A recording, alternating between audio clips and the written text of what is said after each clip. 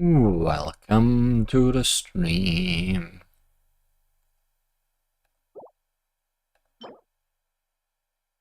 I see. By confiscating the rice, you meant you sent it to me.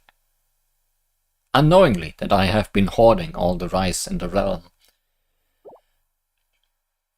for the biggest pillow fight in the future that will rend the realm unlivable.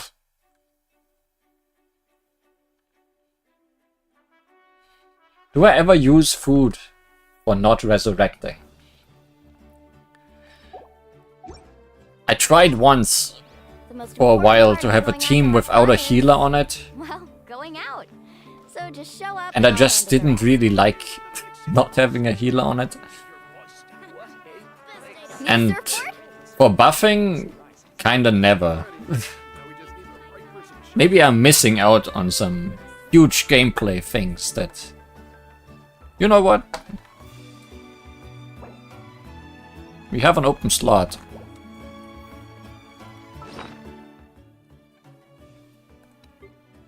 Where is the food bag?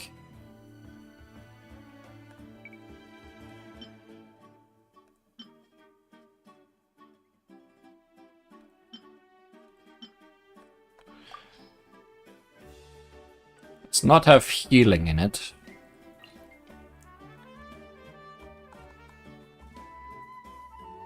Do we have anything useful in it? I know you can get insane damage numbers with some things. But as you know, fighting was never really a problem. Can I only have healing things in that pouch though? Because in that case, rip my plan. Yeah, no. Seems to be only healing and reviving that you can do it, put in the food. So really, they also don't want you to use it. Maybe I'll remember if we need to do a fight. Because today... Come on, no time like the present. I'll help you find the closest. We are gonna continue the main story. Beyond the Smoke and Mirrors, Chapter 5, Act 3. All names are noble. Your adventures in Natlan continue. After some time has passed.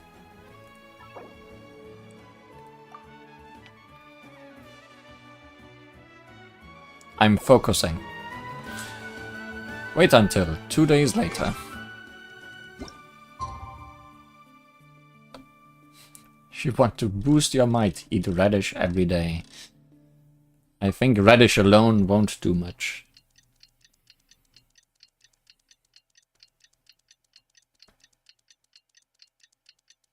But I certainly have enough ingredients to not worry about things.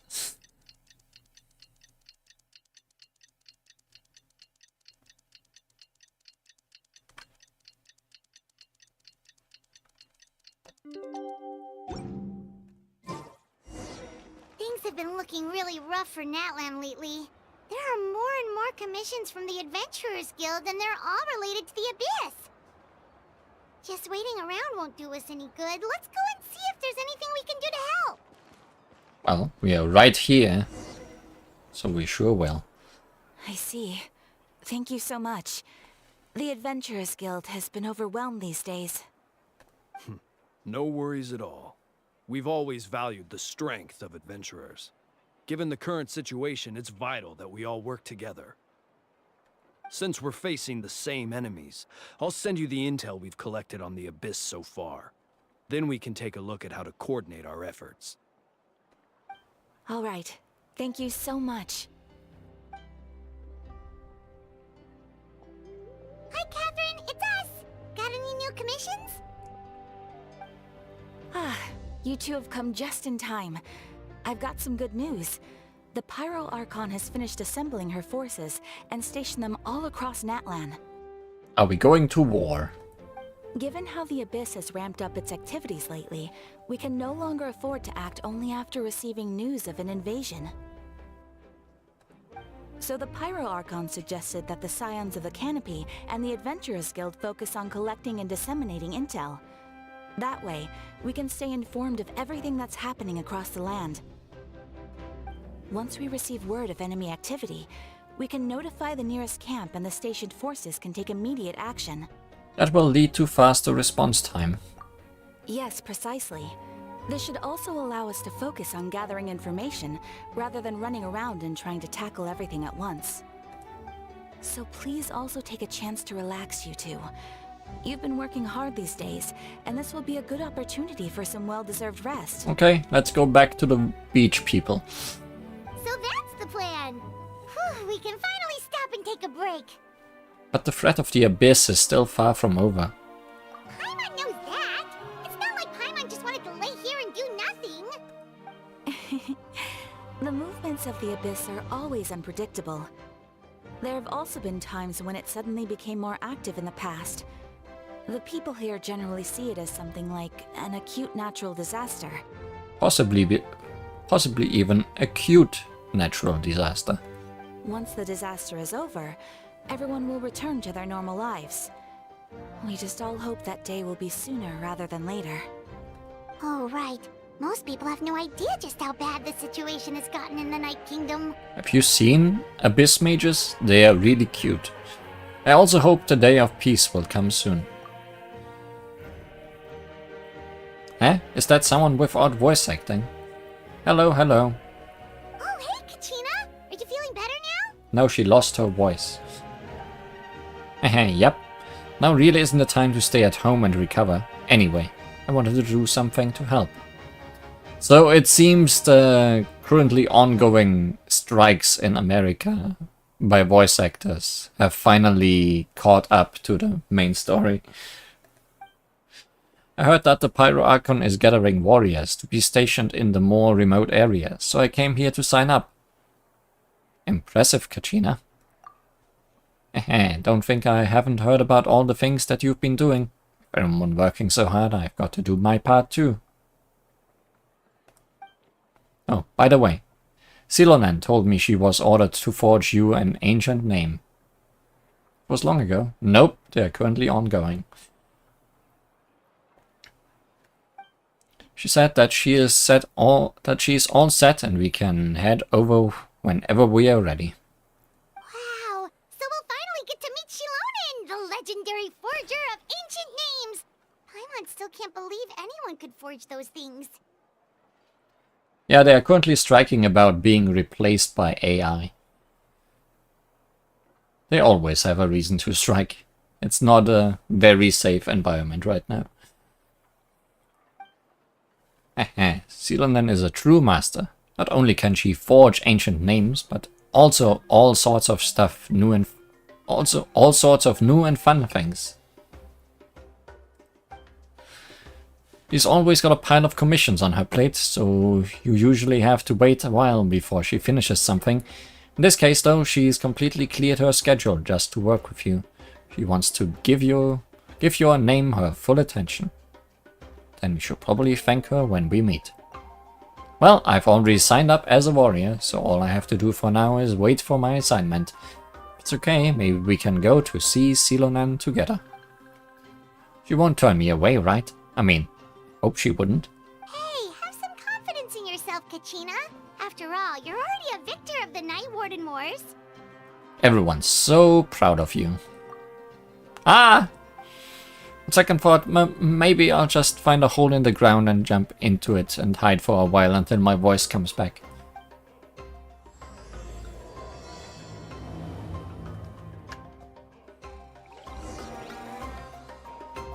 To the Children of Echoes.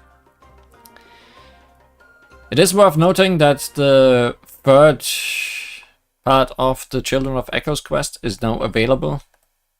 So it might attack us if we get too close, but I guess we'll see.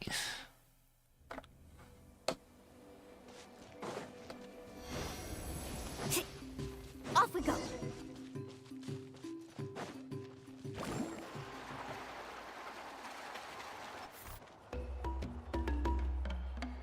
Meet Silonen.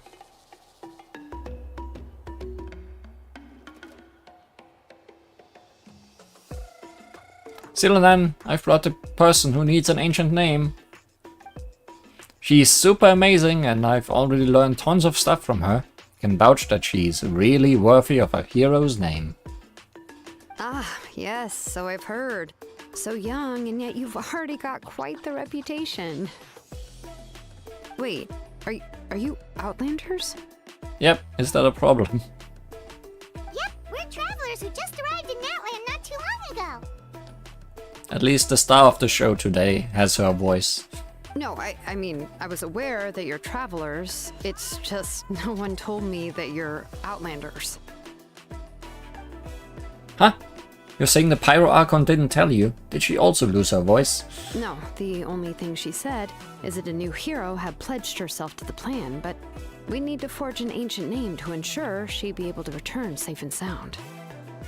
And she did mention that it would be quite difficult to forge an ancient name for them, but at the time, I thought she was just commenting on my skills. But I seem to understand where the true difficulty lies now.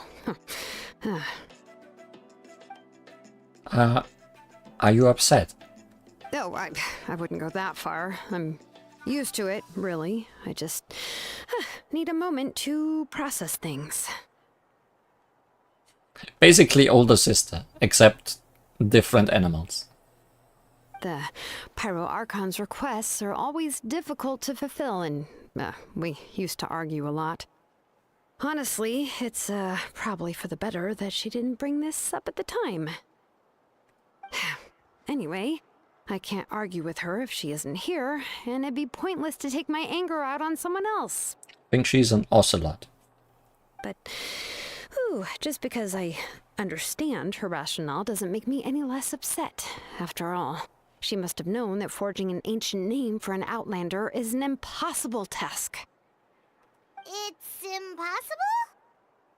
As you probably know, an ancient name is a symbol of a hero's spirit and glory, which grows even richer and heavier as generations of successors inherit it. We forge ancient names by engraving the heroic deeds of an individual who will become the first hero of that particular name. I've got plenty of deeds under my belt. Yeah, I saw countless feats recorded in the adventure handbook. It felt like they could do anything. But they were all performed outside of Natlan, correct? Yeah, that's right. Yep. Then those deeds haven't been recorded by the Night Kingdom.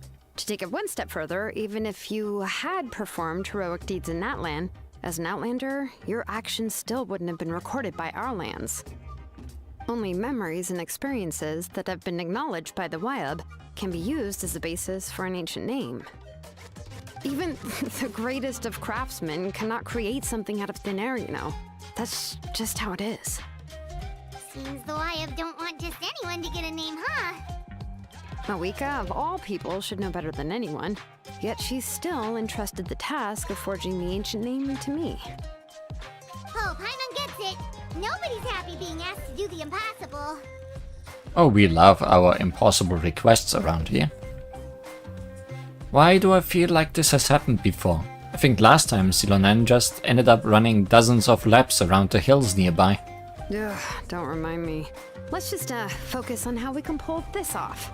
How to achieve the impossible. You mean you're already willing to accept the task? Well, what else can I do?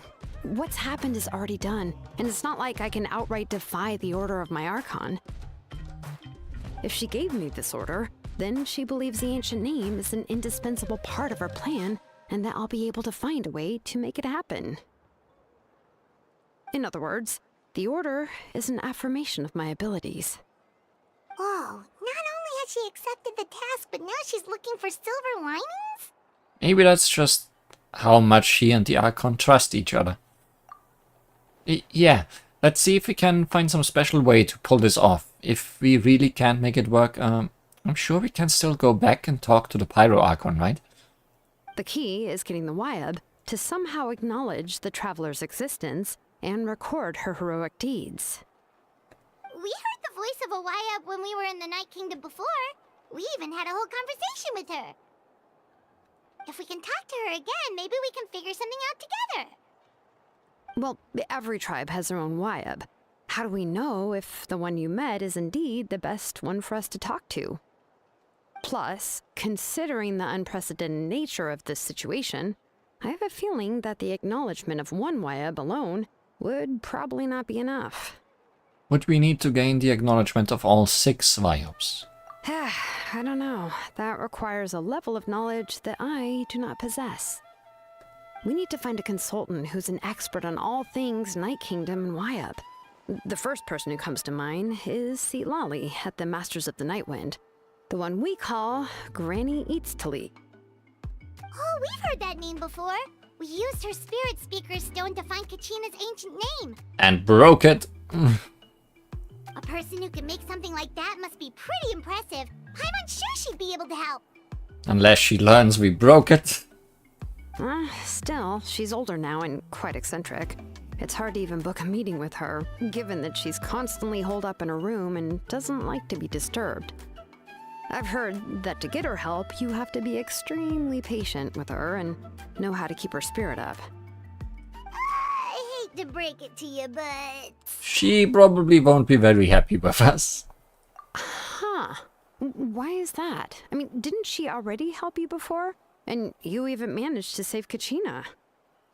Well, yeah. At the cost of her spirit speaker stone being split into 2. Ah. Great going, Moeka. We're already off to a rocky start here. In that case, I guess your only option is to try to emphasize that this is an important order from the Pyro Archon. Hopefully, Lali would still want to show respect to the Archon. I'll also write you a letter on your behalf. If you can find someone to deliver it and mention some good things about you, then that should help too. Oh, let's ask Kinnick to deliver the letter. He understands the whole situation and is already a familiar face to her. Paimon sure hopes a Hal won't interrupt when he's talking, though. Alright, Kinnick is a seasoned negotiator. I trust that he'll know the best things to say. Great, then I'll go contact him right now. Please just give me a moment to write the letter, and we can meet up near the Statue of the Seven later. Sounds good. We'll take a stroll in the meantime.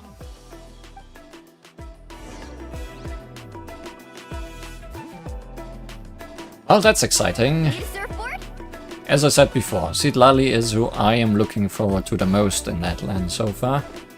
Hopefully she has her voice when we meet her.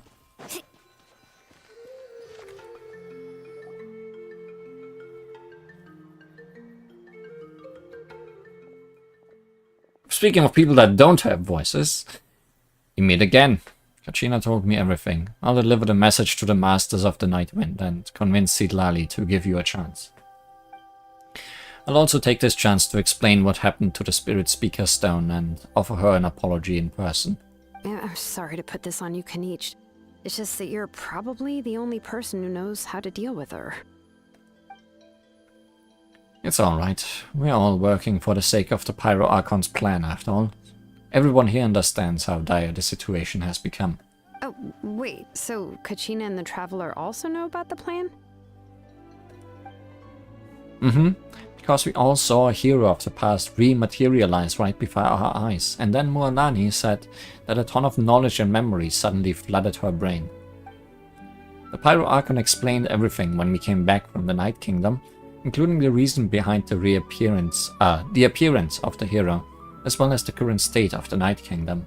Right. She mentioned there are 6 heroes and that Shilonen is one of 4 that have already been acknowledged. Oh, well, then I suppose there's no need to keep any secrets between us. Having companions walk by your side is perhaps the best solace when facing such a bleak reality. I have another piece of intel to share. We've pretty much identified the person who rescued the captain in the stadium of the Sacred Flame. His name is Auroron, and he also hails from the Masters of the Nightwind. However, he spent most of his life living out in the wilderness by himself, away from the rest of the tribe. That's why his disappearance went unnoticed. By the time Lali finally realized that he was gone, no one had heard from him for quite a while. Lali knows him too?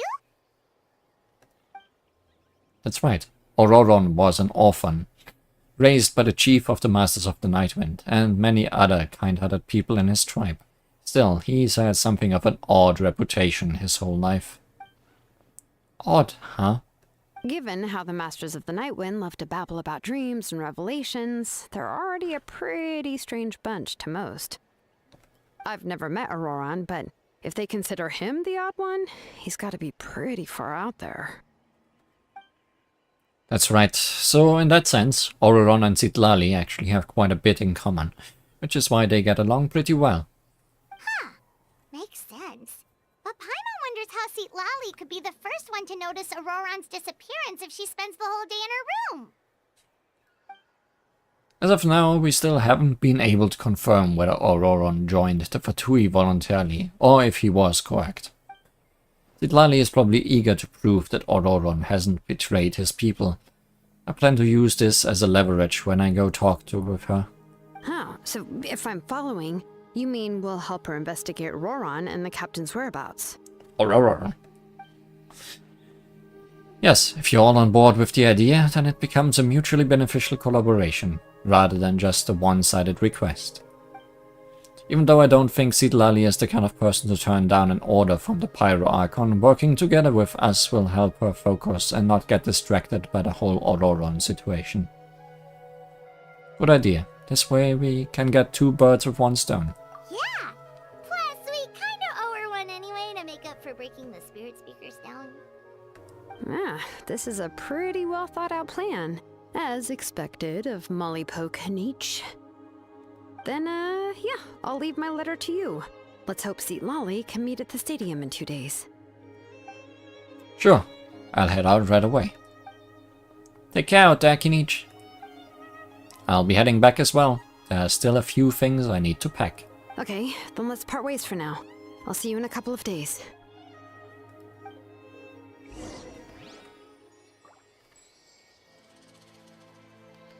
Wait until the morning of the day after tomorrow. Just say wait 2 days. Because I'm just gonna do it anyway.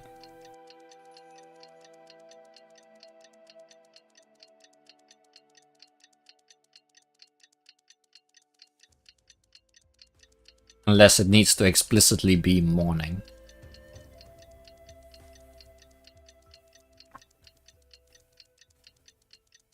In which case we have 7 minutes. The most important part. Oh, it's time to meet up with Shilonen. Let's ask her how things have been going. Oh, she is here.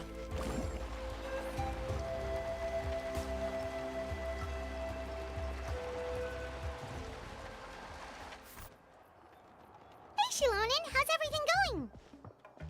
Oh, hi, Traveler and Paimon. I have bad news. Citlali did not reply to our request, although I suppose I'm not too surprised. Is she dead? Huh?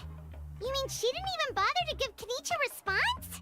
Guess she really does have quite the ego then. Yeah, well, she can be also quite eccentric, though she's one of the most gifted people around. Even the Masters of the Nightwind often struggle to work with her. My guess is that she probably has other reasons for not deigning us with a response. But let's go to the stadium and see if we can meet her there. If we do get a chance to talk to her in person, we can still try to work something out. That's true. Let's go!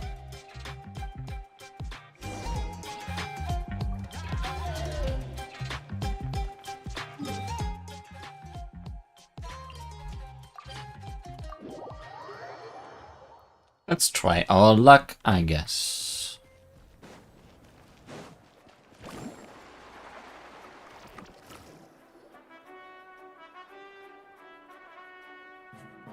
Bad luck. Paimon doesn't see anybody. Seems she's just not gonna show up, huh?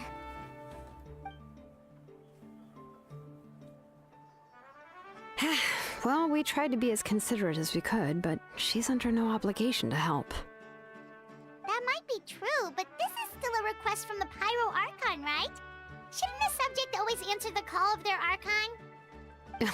A subject? Well, if you ask me, I'd say we're all more like friends with the Archon. That's just how Natlan works. Yes, Mawika is our leader, but that doesn't mean there's any kind of tall barrier between us and her. The only thing is that she often has very high expectations of us. I can tell. Possibly even impossible expectations. Huh. So even though she's super powerful, it sounds like she's actually pretty down to earth and easy to get along with. Unlike that old hag Granny Eatstily, right? Does she think she can ignore us just because she's famous? Oh, hope you didn't say that too loud, Paimon. You all talk about her like she's some kind of huge deal, but she didn't even bother to reply to our letter. Seriously, if she didn't want to come, she could at least let us know. If that's what aging does to you, Paimon never wants to get old. Oh, really? So, that's how you see me? Oh good, she does have her voice. Huh? Who's there? Who's talking next to Paimon? Oh, don't mind me. I'm just a disgruntled old hag, right? Come on, relax. I'm sure my bark's worse than my bite. Huh? See, Lolly. Huh? Wait, you're Seat Lolly? You're Granny Eatstily? Yes, Granny Eatstly. But emphasis on Eatstly, not Granny. You must know this trope from light novels, surely. They use it all the time. The young man who's actually the oldest person in the room. The girl next door who turns out to be a seasoned veteran. The wise sage who looks like a little kid. Oh, wipe that look off your face! You've seriously never seen an older lady that doesn't look her age? Okay, well, don't go thinking it's a trick either. See? I'm barely wearing any makeup. Did I forget to mention, she's called Granny, but she's actually pretty young. And you were complaining about the Pyro Archon leaving things out. It was an honest mistake. I guess we've just gotten used to it. I'm sorry. So, how old are you actually? What? How dare you? Don't you know it's rude to ask a lady her age? I think we know nobody's age in this game. Paimon really didn't mean to offend you, it's just that your case seems really unique. Oh, Paimon just wanted to apologize, but now she's putting more and more of her foot in her mouth. Really, Paimon just got a little mad since we thought, well, you were gonna leave us out to dry. It was my idea to invite you here, Seat Lolly. So if you're upset, you can just take it out on me. All right. I was only joking. I didn't mean to chastise anyone. There's really no need to take all this so seriously. If anything, I'm gonna feel awkward if we keep this going. I received Kenichi's letter and was planning to attend this meeting. Since I had already decided to come, I figured there was no need to draft a reply that simply said, "Understood." Besides, just showing up is the most important part, no? But, of course... Music stops.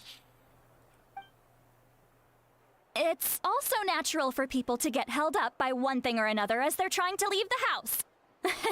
It certainly was a bit awkward to see that everyone else had arrived before me. At first, I was thinking of quietly sneaking over, but since you were already here waiting for me, I started to think about how I should phrase my apology, only to hear you all talking smack about me.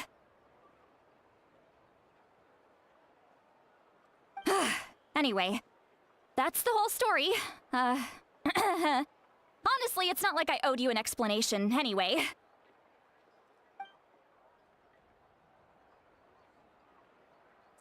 Yeah, we kinda have an apology. What's with that expression? Was she feeling embarrassed just now? Is she waiting for us to carry on the conversation? Everything she's saying sounds like a joke, but I'm not sure if I should laugh. Would it be rude to laugh? Or even more rude not to laugh? When the Masters of the Night Wind say they struggle dealing with her, I wonder if the feeling is mutual. She seems to be pretty awkward herself. Everything she does and says seems a little forced. Anyway, Shilonen, I heard that you require my help in crafting an ancient name. Correct. The situation isn't like anything we've handled before. Let me explain.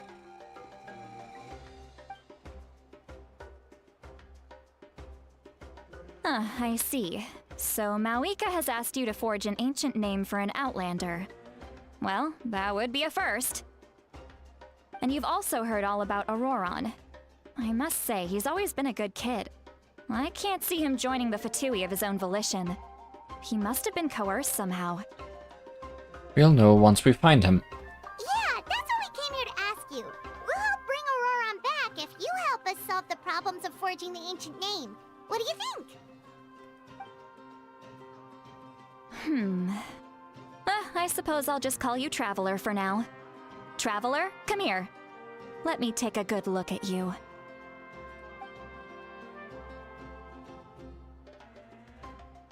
Stare into my soul.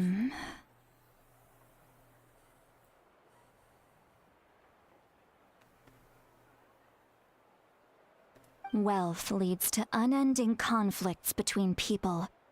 Yet you alone transcend the value of gold. Baleful thunder and wrathful waves bring terror to mortal hearts. Yet again and again, you've braved them to find new worlds. A weary yet free soul, even the most verdant leaf in the forest will pray for your happiness and safe passage. Excuse me? What was all that supposed to mean? She has been recounting your journeys through Liyue, Inazuma, and Sumeru. Those are all the things that I could see in you. You've experienced far more than even most mortals could dream of. You possess the heart of a sincere hero, along with the conviction to lift a torch above your head and walk headlong into the night. Huh? Don't move. There's something here. Huh? What thing? Don't scare Paimon. Is the Traveler gonna be okay? Shoo! That should do it. You've just returned from the Night Kingdom, so some fragments of souls were still stuck to your body. No need to worry. I've just cleared out the last of them. Ew, souls. Isn't that kinda like having part of a ghost come back with you? It's nothing as serious as that. If left unattended, the most it could do is stir up some chaos in your mind, and generally worsen your mood. Well, in that case, better to get rid of them. Thank you. It was nothing.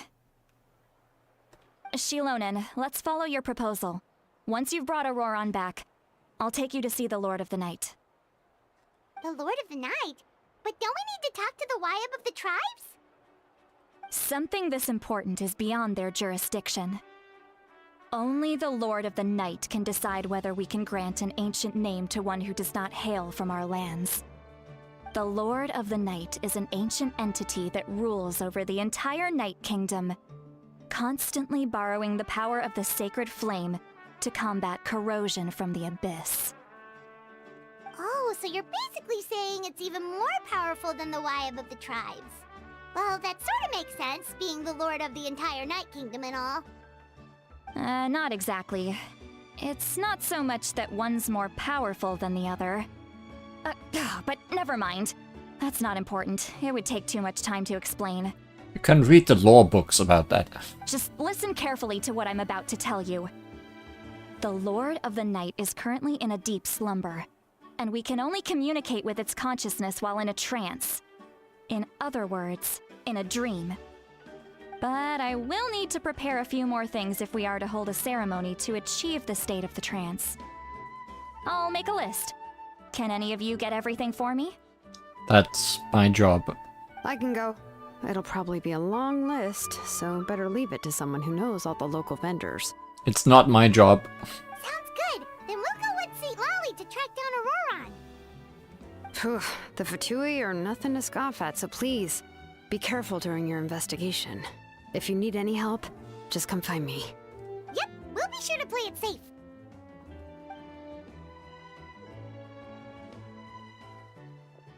Alright, now it's time for us to catch that brat and bring him back. I'm sorry I made you wait earlier. It was actually because I decided to swing by Auroron's place to look for clues. He has always lived alone, and I found a broken jar in his house. There was also something off about his phlogiston aphids, which I assume is because their keeper has been gone for quite some time. And interestingly enough, I saw some slash marks in the house that did not match any of our local weapons. My guess is they were left by Snezhnayan arms. Yeah, sounds like he went willingly with them. Oh, sounds like the Fatui broke into his house and took him hostage. But why would they kidnap a kid who just spends his days living in the country and raising aphids? He's only in his 20s. What would they want with him? I mean, maybe they took him because he is so far away from everybody else that nobody would notice. That's not to say that I believe he's totally innocent, of course. Since he's the only one who was kidnapped out of everyone in Natlan, he must have done something to attract their attention. Also, a character with confirmed age 20s. In any case, we'll get to the bottom of this once we manage to get him back here. I'm truly sorry to put you two through all this trouble with me. But please help me get him back. You can count on us! Alright, then let's start by heading to where Auroron was seen last.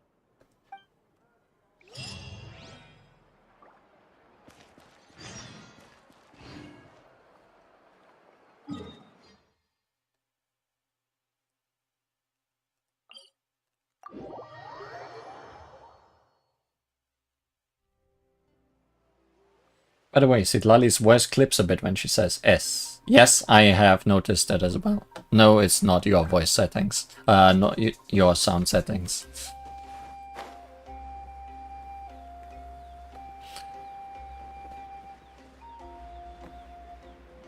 But I'm just glad that she has a voice at all. Even if they might have done it hastily.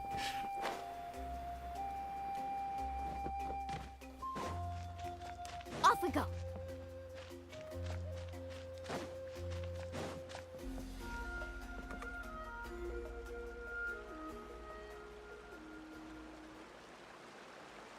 This is the spot. An eyewitness claimed to have seen Auroron speaking to some Fatui soldiers here.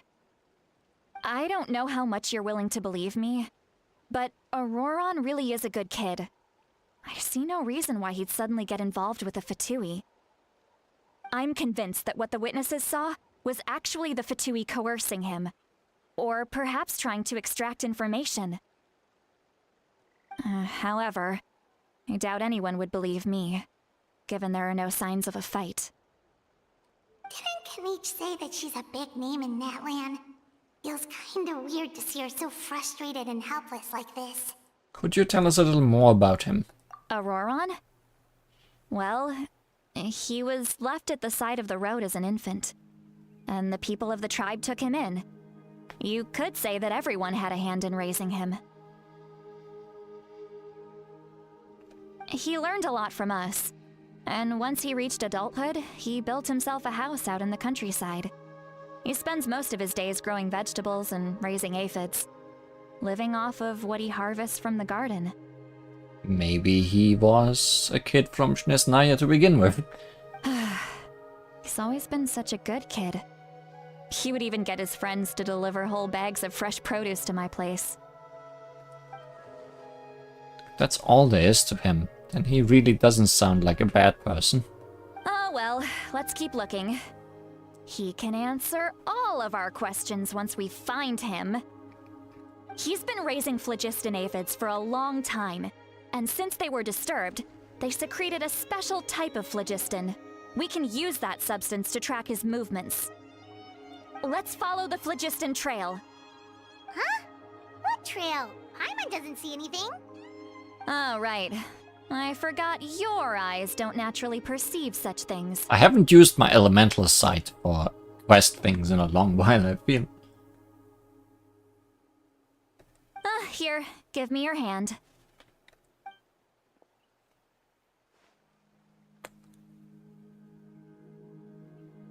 hand.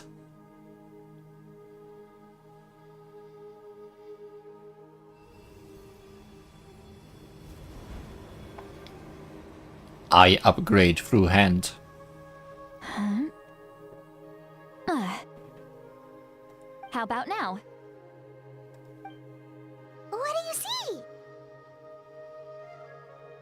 I can see the trail now. Whoa, Paimon can see it now too! That's right. I used a spell to temporarily transfer a portion of my senses to you. For a short while, you'll be able to see the phlogiston too. The flow of the phlogiston. Wow, you can even share your senses with us? First time Paimon's heard anything like that.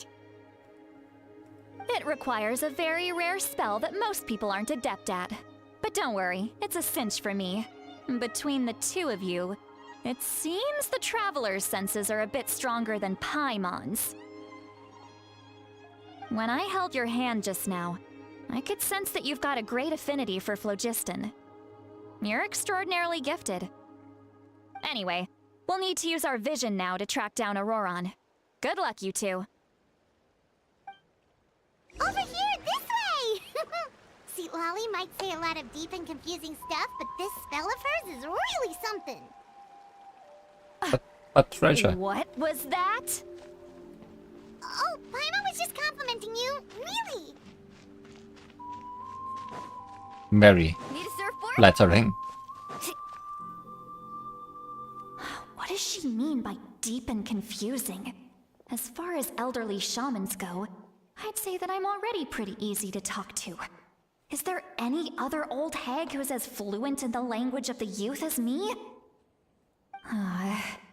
But is my way of speaking still not trendy enough? I've already tried my best to match their speech patterns. But given the looks on their faces just now... Oh no, she's trying so hard. Also, why are you question marks? We know your name by now. Or perhaps I'm still not fashionable enough? But that can't be, right? Ugh. Don't tell me they're still getting the impression that I'm super old-fashioned. Hello, fellow children. How is it going?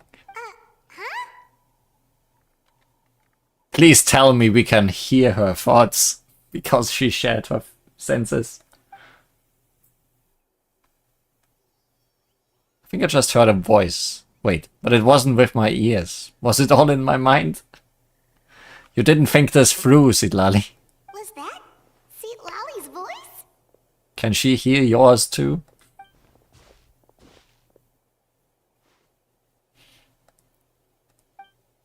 Seems Paimon heard the same voice. But she also looks like she understood what's going on. Let me think. Ah! Must be a side effect of the spell she cast. Now that I think about it, it's a good thing I found some helpers this time. Some things are best done with the help of friends. She called us friends. So we can now hear her thoughts through telepathy. Wow, this is amazing. Something like this could only happen with Sidlali. We should tell her before she thinks anything she doesn't want us to know. Oh? They appear to be feeling quite confident. Looks like our work will go smoothly. You bet. Just leave it to us.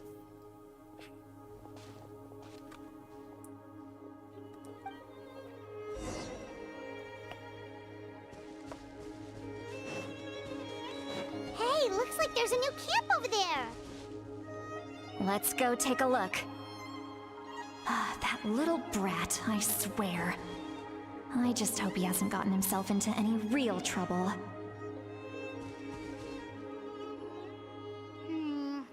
Yep. Judging by Paimon's experience as a guide, it definitely looks like people set up camp here. Which part tells you that? Wait. The phlogiston here is a bit odd. Let me see. They tried cooking with it. Paimon sees a small shape here. Could it be some sort of symbol? This is a distress signal for the Masters of the Night Wind. Only someone from our tribe would recognize it. So Auroron was indeed being threatened. We've got to find him, fast. Leaving such a subtle mark implies that he was trying to be discreet. In other words, he was probably under the Fatui's watch.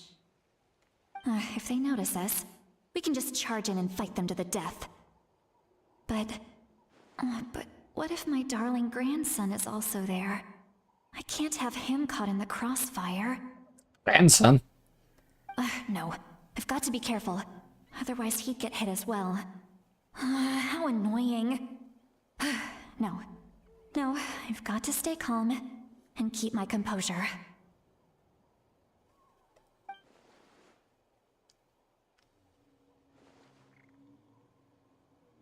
You should tell her that you can hear her.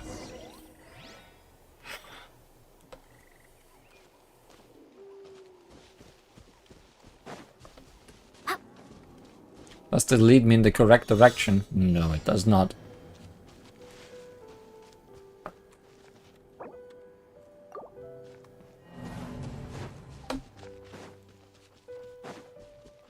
Need a surfboard? No. Off we go.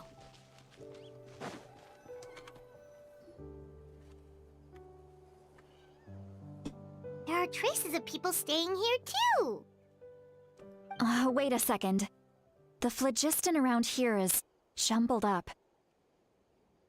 I can also smell a mix of elements in the air. Pyro, electro, and some other elements as well. That might be her angry face. Kanich told us that you were super amazing. No wonder you can sense so many more things than us.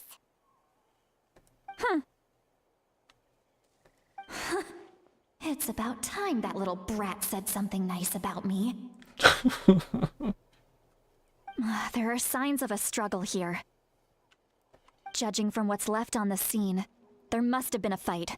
But after that, the factions seem to have gone their separate ways. Both the phlogiston and the elemental traces in the air support that. Seems like Auroron found a chance to fight back. Do you still remember the little mark we found before? Paimon's thinking, what if Auroron wanted to leave another distress signal, but was caught by the Fatui? Citlali looks pretty worried. Indeed, judging by the distress signal from before, Auroron was being held by the Fatui, so given the difference in numbers, he probably wouldn't have been able to overpower them. Given there are 2 signals leading from here, we should split up as well.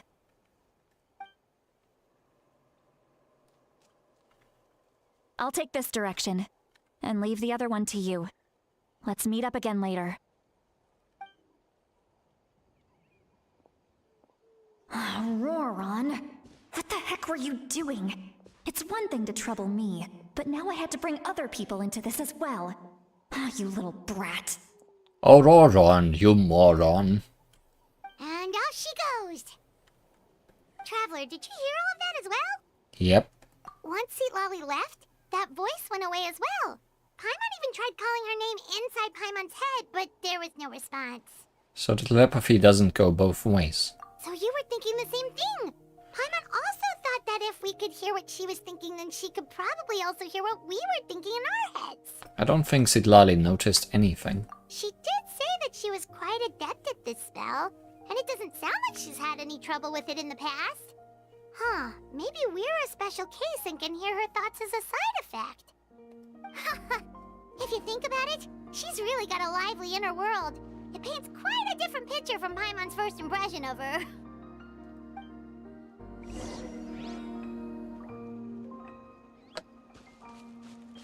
Oh dear.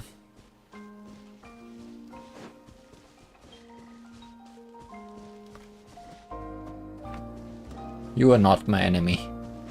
Paimon sees some traces here. Let's follow them and see if we can find anything up ahead.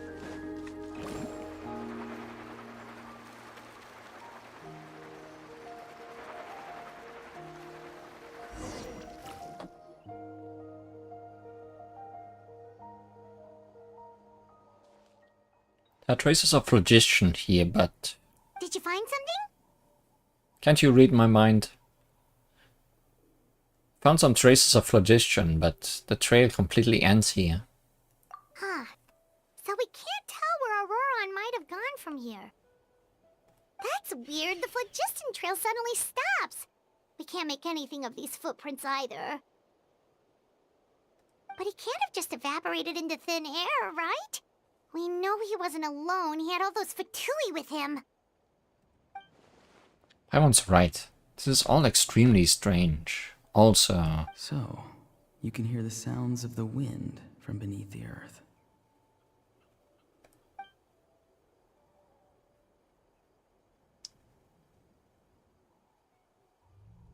Huh? Whose voice was that just now? Paimon?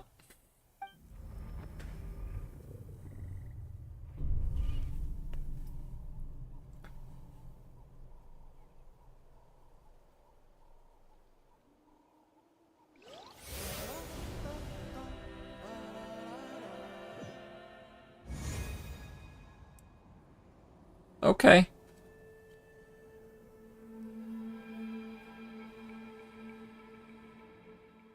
The Night Kingdom.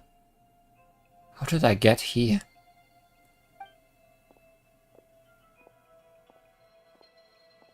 I'm very sorry, but please do not move. I have no desire to hurt you.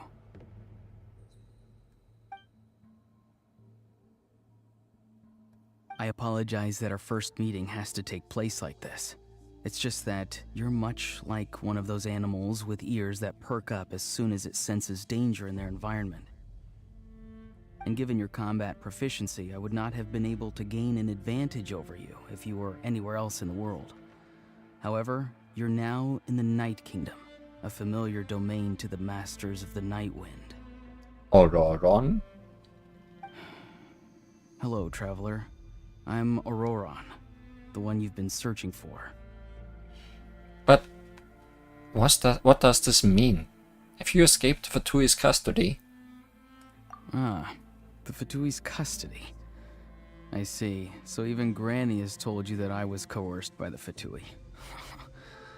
I'm afraid you've been brought here by a lie, like a false omen in the lingering smoke.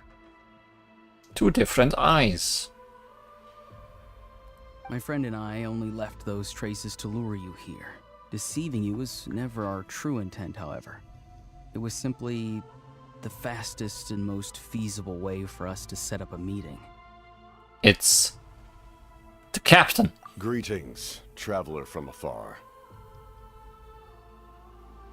Be careful with this traveler.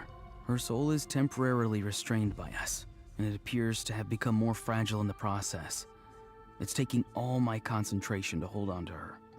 Does he have a singular animal ear? Or is the other one just covered by his fangs? It was I who tasked Auroron with leaving the traces to lead you here, and I who used the Master's ritual to bring your soul to the Night Kingdom. So you're working together. What do you want? I've heard much about you from the past encounters you've had with my colleagues. Given the present situation in Natlan, I would like to sincerely request a formal meeting with you, in person. I will use the opportunity to explain my goals and motivations to you, as well as why I mistrust Malwika, the Pyro Archon. I believe there is little reason for you to blindly follow her plan.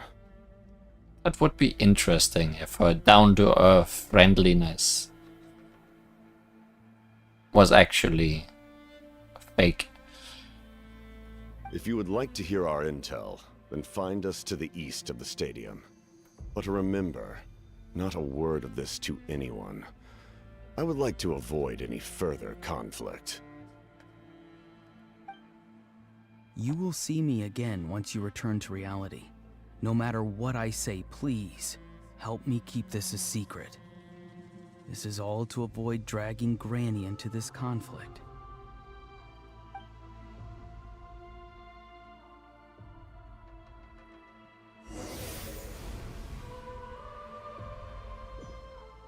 I mean, we have seen the darker side of Malwika already a bit. With her having to leave behind her past and all that. Who knows what that did to her mind. Hey, what happened just now? You suddenly collapsed and stopped responding. I'm fine. It keeps happening. Was my soul forcibly removed from my body just now? That would explain why I couldn't hear Paimon at all. Hey, why are you sitting on the ground? Are you okay? See, Lolly! She froze for a moment and then just collapsed to the ground. Could it have been those leftover remnants from the Night Kingdom? Do you have any itches or pain anywhere? I'm fine, just a little lightheaded. Don't worry. We can take a short break. Sorry, I know I asked for your help. But had I known you were feeling unwell, I wouldn't have taken you on this trip with me. If they were being truthful, then they must have reasonable motivations for what they did. Should I trust them? The Harbingers so far have been questionable. Like, none of them were... No, well, Dottore was definitely evil. But the others... split. Could just share everything with Paimon and Citlali right now, but that would mean giving up on the lead.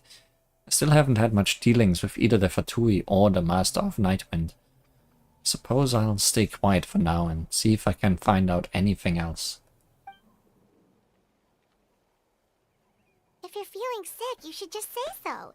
See, Lolly should be able to, exorcise any ghosts or weird stuff that you picked up in the Night Kingdom. A seasoned traveler must know the importance of not pushing yourself beyond your limit. If you need anything from me, just say the word. Thanks, everyone. I'm feeling fine now. In any case, let's take a bit more time to rest now.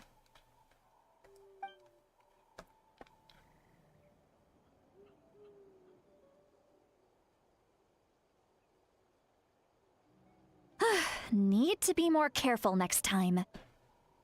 Feeling better yet, Traveler? Alright, let's get ready.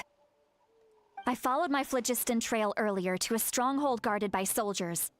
I have a feeling that Auroron is probably being held inside. Oh, so it's close by. Then let's head over right away. I'm so sorry, I didn't realize I was holding you up. Well, I recruited you to be my helper, which means we're in this together.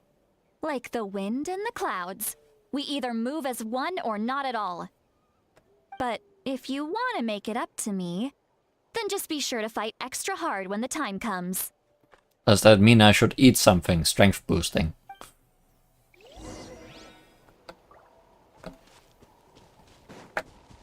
Need a surfboard?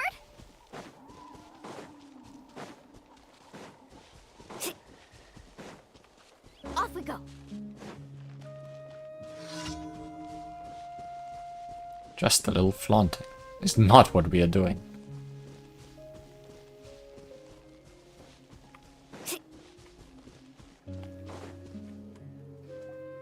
Look over there. Huh? Paimon thinks she sees someone in the middle of the camp. That's Auroron. So he really was taken by the Fatui. So that's Auroron. He does look the same as when I spoke to him in the Night Kingdom earlier. All right, we'll take the lead.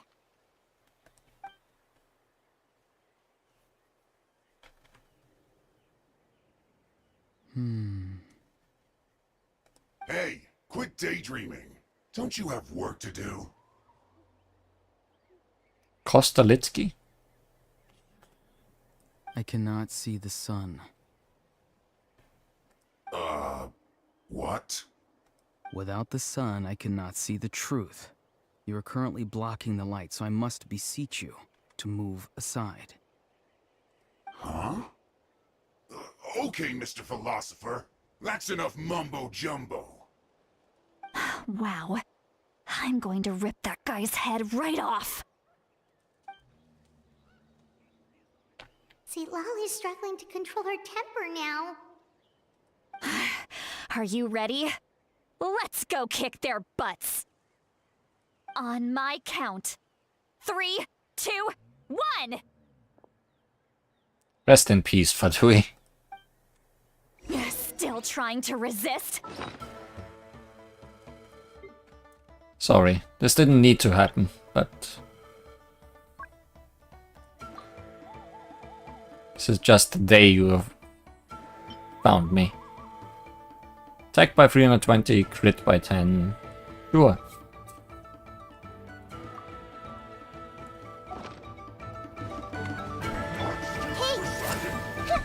Seems like an emergency. Right now. Emerge. Right here.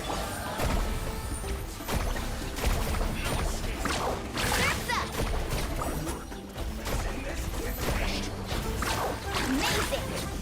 Catching at the flames! Need a surfboard?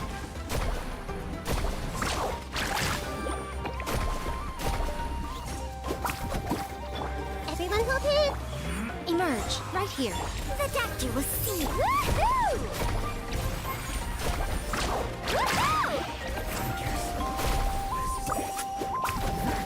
Taking a turn for the better. I see everything. Emerge. Right here. Right now. Let's shred, Sharky! Carving waves! Surf's up! Amazing!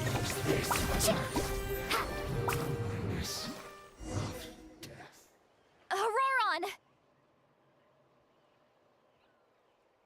Granny! We're standing in the sun. Paimon knows she's called Granny Eatsley, but it's still kind of weird hearing someone actually call her Granny.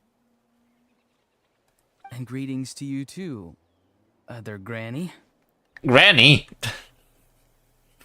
Okay, all ladies are grannies. Or all girls are grannies. What did you just call her? No, he meant you. Granny. Is that not right? You are Granny's friend, are you not? You seem to be approximately the same age as her, so I figured you're also a Granny. How sheltered are you? How many times have I told you? It doesn't work like that. There are a lot of people who look about the same age as me. You can't go around calling everyone Gramps or Granny. Oh, wait. He's not a child, is he? Don't tell Paimon he's one of those people who look like an adult but are actually only 8 or 9 years old. Oh, your words have pierced my heart like a thorn vine. Given how hard those thorns are to remove, I may just need to find a pair of tweezers. Why are you so upset? You can just say yes or no. Of course I'm not a child. It's just Granny always taught me to show gratitude where it's due. And since the Masters of the Night Wind raised me collectively, I basically see everyone above a certain age as an elder I should look up to. The way he talks has definitely changed, but it doesn't feel like he's putting on an act.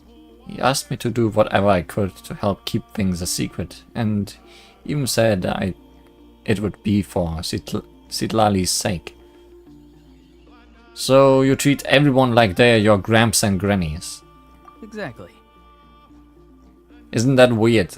You are weird. But if you keep that up, then everyone's going to be your senior. And do you think saying all of this is gonna save you from a scolding, Auroron? Haven't I told you 100 times since you were a kid? Heed the 3 warnings. Be wary of beasts prowling around, scammers looking for their next victim, and strange people who appear out of nowhere. Oh, so you do remember, and you just chose to ignore them. I always knew that living on your own was going to get you into trouble sooner or later. But getting kidnapped? That really takes the cake. You won't always be able to rely on other people coming to your rescue, you know. You're just lucky we got here when we did. Or we might be launching another search and rescue operation to find out where they put your severed head. I'm sorry, Granny. I'll be more careful next time. He really likes talking about severing people's heads. Next time? Oh, good one. You think there'll be a next time after this? Not a chance. They didn't hurt you, did they? No, they just asked me a lot of questions about Natlan's terrain and made me draw a map of the ley line distribution.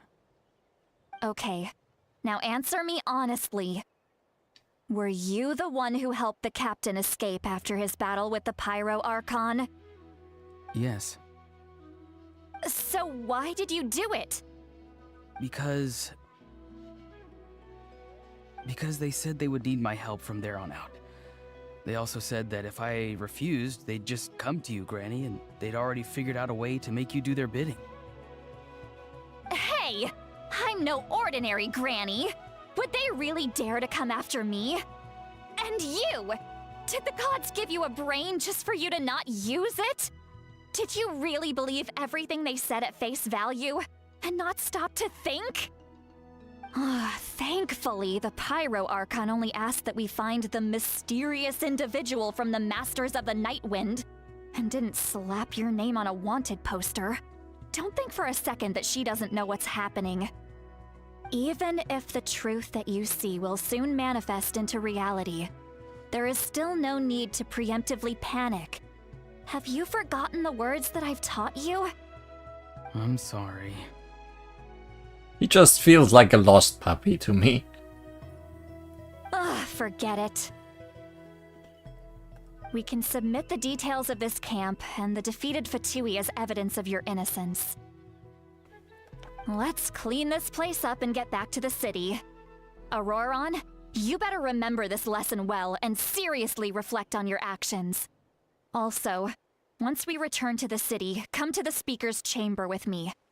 I'll need you to explain everything. Sounds good. Should I bring some of my homegrown vegetables as well? Yes. Your vegetables? Radishes. Yes. I grow a lot of fresh produce in my garden. I hope the Pyro Archon won't be too picky about the selection. Now's not the time to be thinking about that. If you do come face to face with the Pyro Archon, the first thing you should do is... Recite the 3 warnings. Huh? No! You should emphasize that you were not in cahoots with the Fatui! How exactly did the Masters raise this guy? Not well. Oh, right.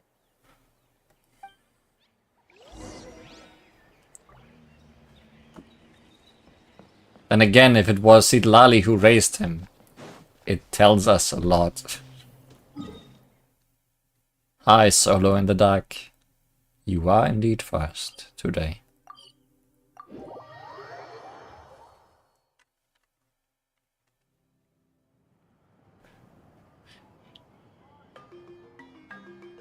He pretends to be stupid. Are you sure? You return to the city and Sidlali brings you to the speaker's chamber, where you recount everything that has happened to Auroron. I see.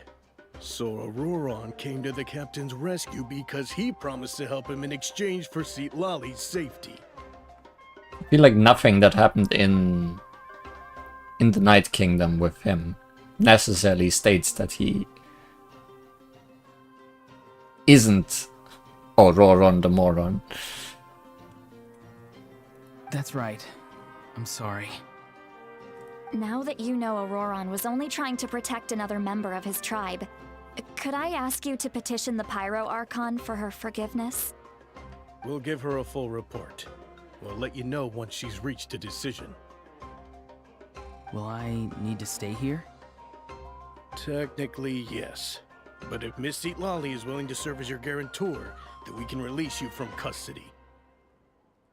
Sure. I'd be happy to do that. I don't have any more time to waste here. I still have other things to do. Understood. Thank you very much. Mr. Auroron, please report back to the speaker's chamber as soon as you've received notice of the Archon's decision. I understand. Thank you.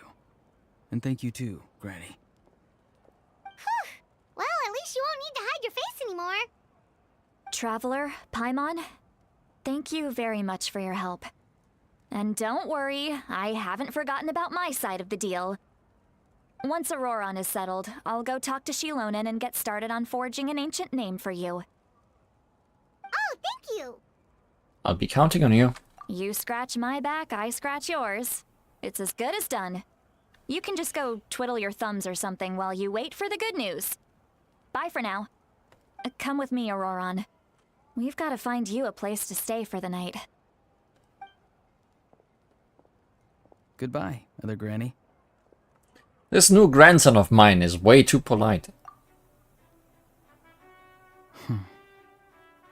The look on his face. He's probably trying to remind me about my promise. It doesn't strike me as a liar. After not seeing everything for myself, I'd have never guessed that he could have done so much work behind Sidlali's back. What does he really want? We're finally done. Alright, it's time to find some grub. Paimon, there's something I need to tell you. Huh? What is it, Traveler?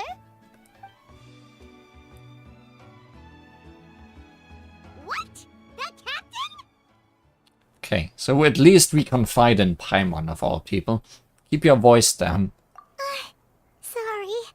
Paimon just didn't see that coming. So you really saw him in the Night Kingdom? And he didn't attack you? Oh, that Auroron, what is he up to? He sounded earnest enough just now. Paimon would have never guessed anything was happening.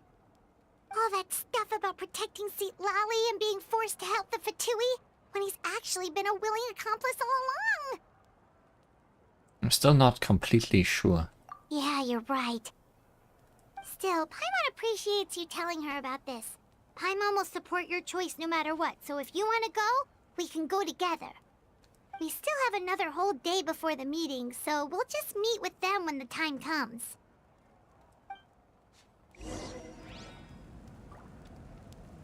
More waiting. 20 the next day.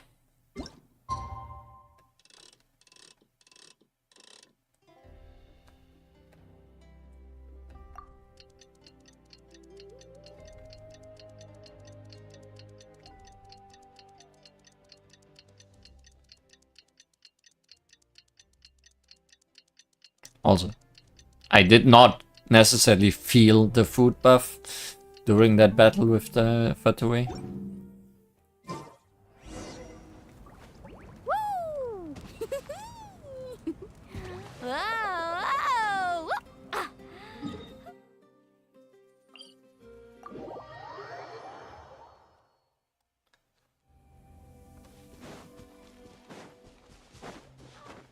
I wish it was more obvious that you were doing a ton of damage suddenly.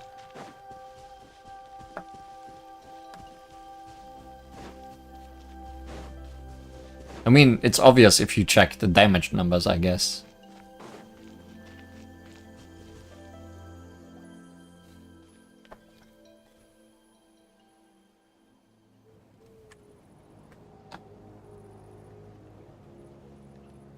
Weird. Paimon doesn't see anyone.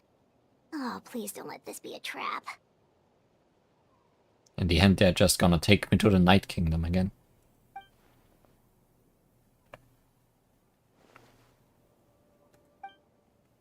Hi. What was that? It's a wolf in sheep's clothing. Good evening. Nice to see you again. It's you. You shouldn't pop up from behind people like that. What are you, a ghost? I mean, Sidlali did the same earlier. I'm terribly sorry. It's just a force of habit. And what's with you apologizing all the time? You sound so polite and honest, but you're actually doing shady stuff behind people's backs. You're right. Granny tells me that too. Huh. Come to think of it, you remind me of her. Sometimes you two sound really similar, you know. Oh, so you're gonna call Paimon Granny too now? Well, I could. So, what's the purpose of this meeting? Let's get straight to the point.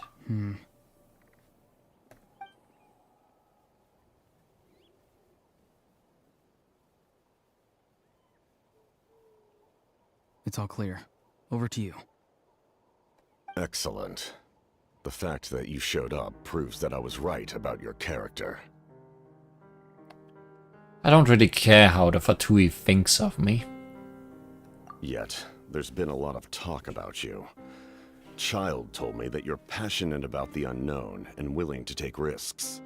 Rather than facing you as an enemy, I would much prefer to bring you to my side. If we allow the current state of things to continue, we will inevitably clash. And that's a scenario that I'd very much like to avoid. All of you guys have been boss battles so far, even Child, so it's gonna happen, but why?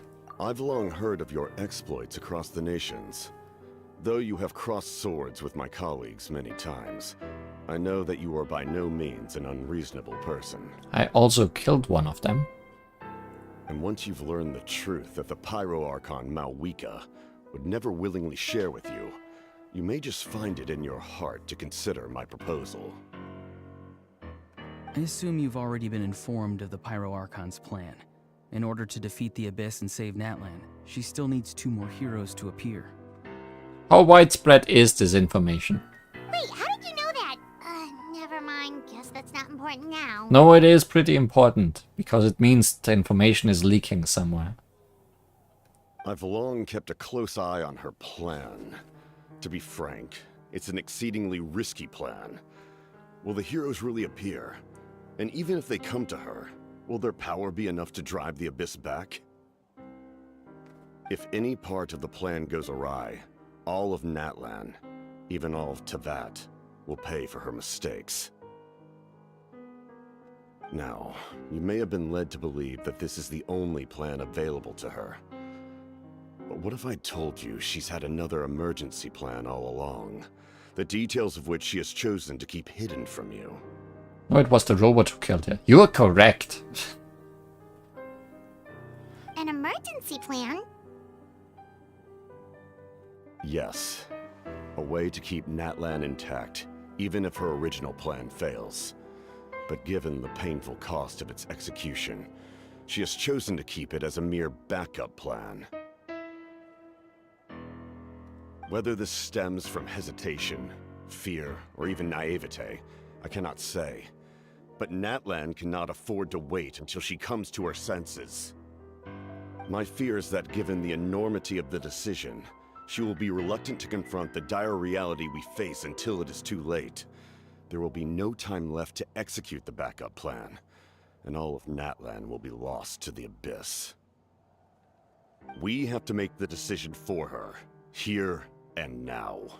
But that's just your speculation. Yeah, do you have any evidence for all this? Just telling us a bunch of scary stuff isn't enough, you know.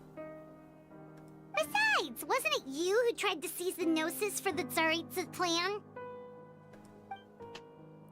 Wait, by seizing the Gnosis and making the decision for her, could he mean that the Gnosis has something to do with this backup plan? I knew you'd be clever enough to see. That's right. I did not seek the Gnosis for the Tsaritsa. Since I was defeated in battle, I must put to rest my thoughts about the Gnosis. But even so, my desire to save Natlan remains unchanged. And now, I have found a new way to solve the crisis. We can implement it immediately if we reach an agreement.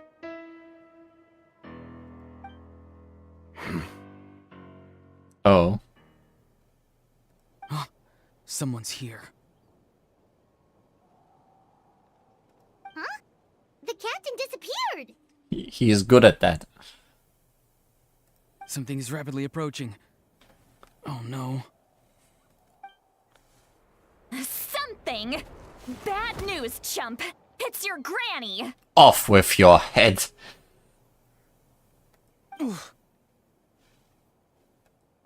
Lolly? When did you get here? I knew something was amiss after we were separated. Hidden ceremonial tools, an unconscious traveler. I must say, I'm very curious about what you're up to. How dare you go behind our backs like this, Auroron? Colluding with the Fatui? Really? Oh, here we go again. Cat got your tongue, huh? You really think you can avoid a scolding just by staying quiet? I'm not trying to avoid anything. Oh, and now you're talking back. Well, go on then. Explain yourself. What the heck are you up to? I'm sorry, Granny. I feel so guilty. You! That's it! Where are my tools? I swear if I don't teach you a lesson right here and now, I'll... Wait, Lolly! Please, calm down. We, still learned a lot of info, didn't we?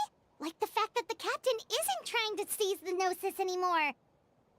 So, maybe just save the scolding for later, okay? But this is no place to discipline a child. Listen well, Auroron. You're only getting out of this now because of the Traveler's plea. This isn't over. You hear me? You're right, Traveler. Let's go. We can discuss this more back in the city. You two keep an eye on Auroron for me, okay? Our conversation with the captain was interrupted at the most crucial moment. But if Auroron's still here, maybe we can still learn the rest from him.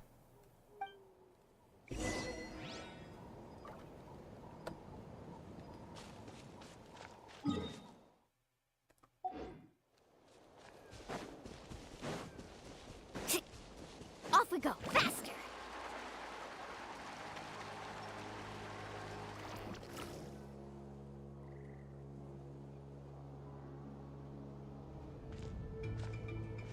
In all my years, I've never had a child cause me so much grief. Do you seriously not see what's at stake here? You've got a head on your shoulders, Auroron. Use it! This is also, I think, the third time she's not reading her lines. Why did you help the captain? And I want the truth this time.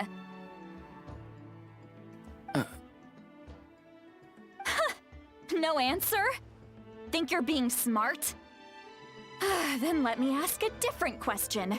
What does the captain want? What is his purpose in Natlan? Really? You're just going to stonewall me? He is. He's acting like a puppy that did something bad and just doesn't want to look at its owner. Looks like Auroron has no intention of answering her. Just use your brain for a second. What do you possibly stand to gain by helping the captain? Only endless trouble awaits you and everyone in the tribe. You've always been a good kid. Why would you throw that all away now? If you're worried about something, just talk to me. Granny would much rather we had a conversation instead of constantly clashing like this. Why is he staring at us all of a sudden? Because he wants us to help. I'm sorry that you have to hear all this. It's fine. Well, it's definitely a little awkward. Indeed. It's like going to visit a friend at his house, only to suddenly hear your friend berating a naughty Saurian. Well, that's an oddly specific analogy. Wait, did one of your friends really do that? Yes. And every time my friend scolded his Saurians, they would look at me the same way you're looking at me now. Helpless and embarrassed. Wait, but you're the one getting your head chewed off. Stop making this about us! Indeed, you've got a point. Then please just hang in there for a little while longer. Granny should be done with her scolding session soon. Oh? You dare gossip between yourselves instead of listening to me? You... Sorry, Granny. Good thing she doesn't know about the tools yet, maybe. Sorry, Granny. Sorry, Granny. You know what? Fine. I'm perfectly aware that everything I say goes in one ear and out the other. You're all grown up now, so why would you listen to an old hag like me? You say all the right things, but then you go and completely ignore me! Well, if that's how you're going to treat me, you can stop sending Aoife over to my place to deliver your stupid vegetables! I don't need anything from you! That's a meltdown. Who's Aoife? A delivery person? Sounds like a Saurian to me. That's irrelevant. The point is, he hangs out with this kid, so he must be no good. You kids Never get mind. to a certain age and suddenly act like you know it all. There's nothing I can say to get through to you. Auroron, if you're still thinking about that so-called duty, then please, just forget about it. The ley lines did not fall to this state because of you. And we've long closed the book on that incident. Seems they've started talking about some kind of tribal history. I'm starting to get lost. That's not it, Granny. There's something off about that voice. I know you tend to get down on yourself when you're upset, but I can tell I really hurt you this time. All I can say is I'm sorry. His voice. Auroron! Where have you gone? It sounds like he's somewhere super far away, but isn't he right here in front of us? I'm really sorry. It's up to all of us to do everything we can to save Natlan. So I've got to go. Huh?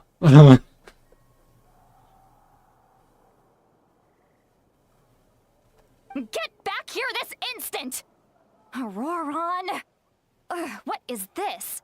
Powder from plant spores? Is that the trick he used? What just happened? How was he able to suddenly get so far away like that? Learn some tricks from El Capitano. Yeah, maybe. It's a trick of his. If you grind spores into a powder and spray it in the air, it can be manipulated to create an illusion. He pulled it off flawlessly. He must have put a lot of time into perfecting it. Don't tell me that's how he's been hunting in the fields these days. Oh, couldn't he have picked up something more useful? Surely that will be useful in the future. Little brat. That's it. The next time we meet, I'm definitely going to break his legs. Whoa, that's a little extreme. But still, why does he feel like he needs to run from us?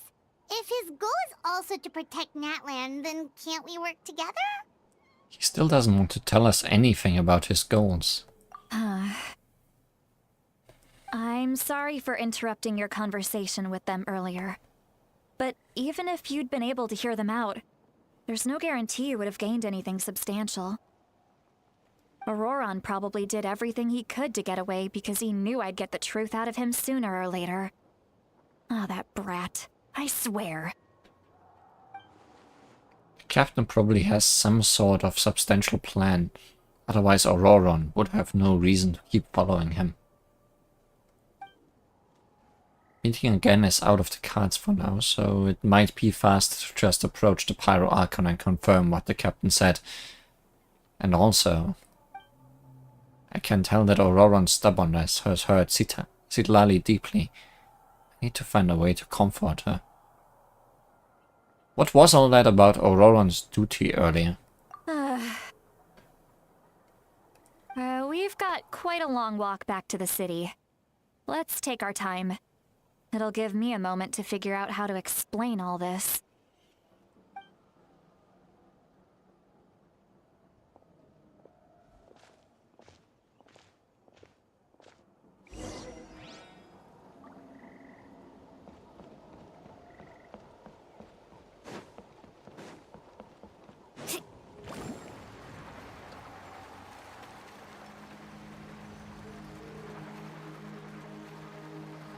And then no explaining happened.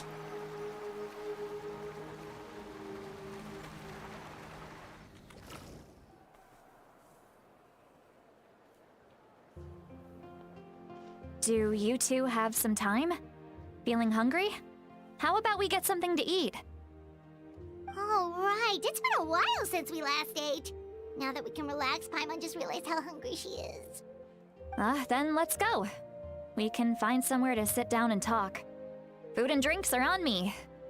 It's okay, we can cover our own bill. Really? You're not gonna take her offer? Ah, that's right. See, Lolly has gotten a lot quieter since Aurora ran away. She seems to be having a hard time. She's right. We're seasoned adventurers, so we're more than capable of paying our own bill.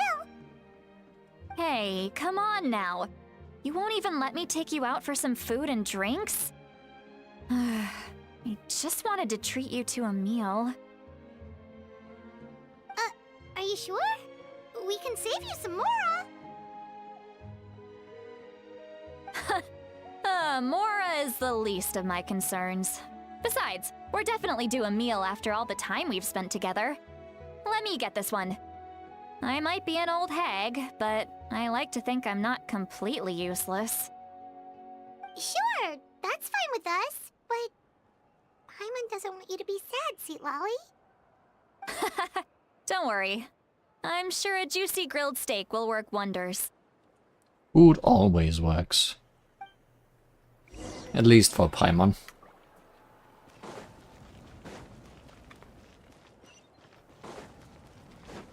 Carving waves!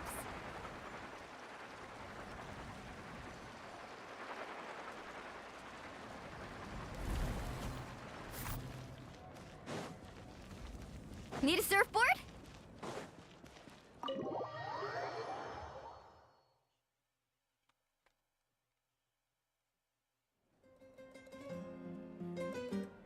The three of you walk into a tavern and find a quiet spot to sit. You and Paimon order some food and fruit juice, while Citlali begins chugging down bottle after bottle of wine.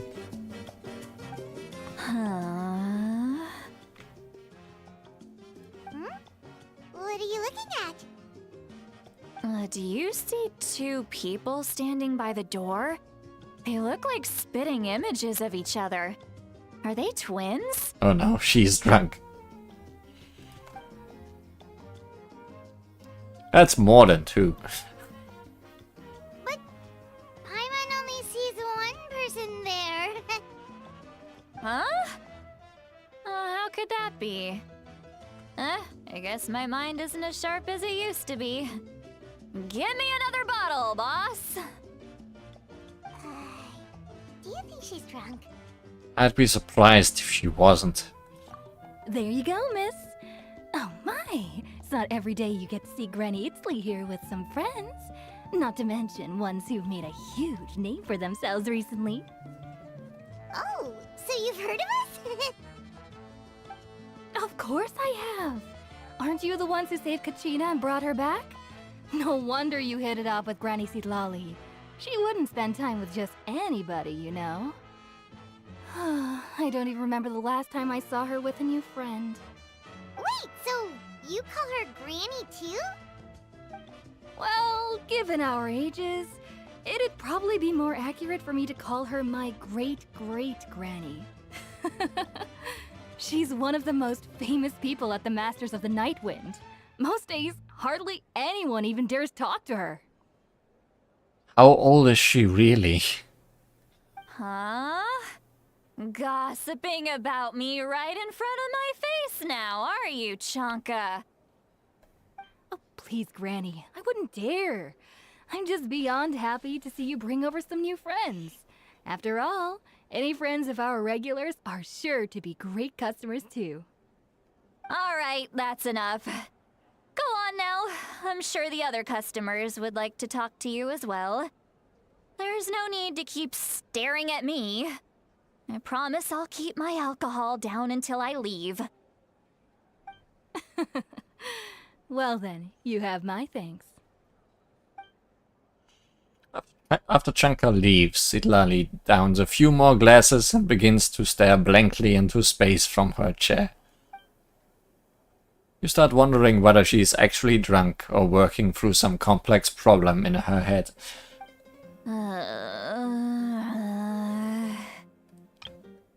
Okay, she's done for. Completely gone.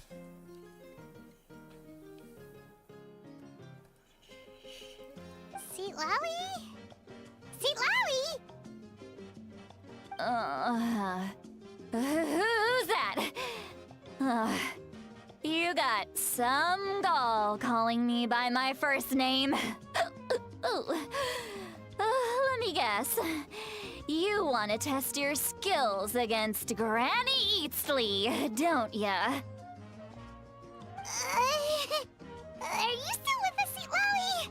You're kinda talking to no one. You chumps come around here, picking fights with me? Well, you know what happens next. You lose, and then run off home to tell everyone about how I'm this big scary bully. It's always the same story. You brats start it, I finish it, and then I end up with the reputation of being some kind of terrible monster among the shamans. I mean, come on. Monster? Me? Really? What did I do to deserve that? Kinda Back has seen this 100 times. Granny Seat Lolly, you're not a monster at all. Exactly! And while we're at it, I'm not some lazy slacker either. Between meditation, advising the chief, and speaking with the Wyab, I actually have a pretty packed schedule, you know!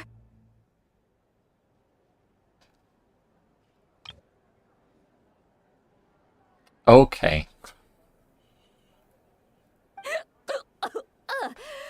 Oh yeah, and I have to mentor all the new kids! Hey, new kid! Yeah, you! Guess I am a new kid. Don't play dumb. Didn't I teach you how to find phlogiston? You see? I know my stuff. I'm a good teacher. You tell 'em. Absolutely. Thank you for all your teachings, ma'am. That's more like it. About dang time someone showed me a little respect. Yeah, Granny's a hard worker, all right. You can always rely on old Granny.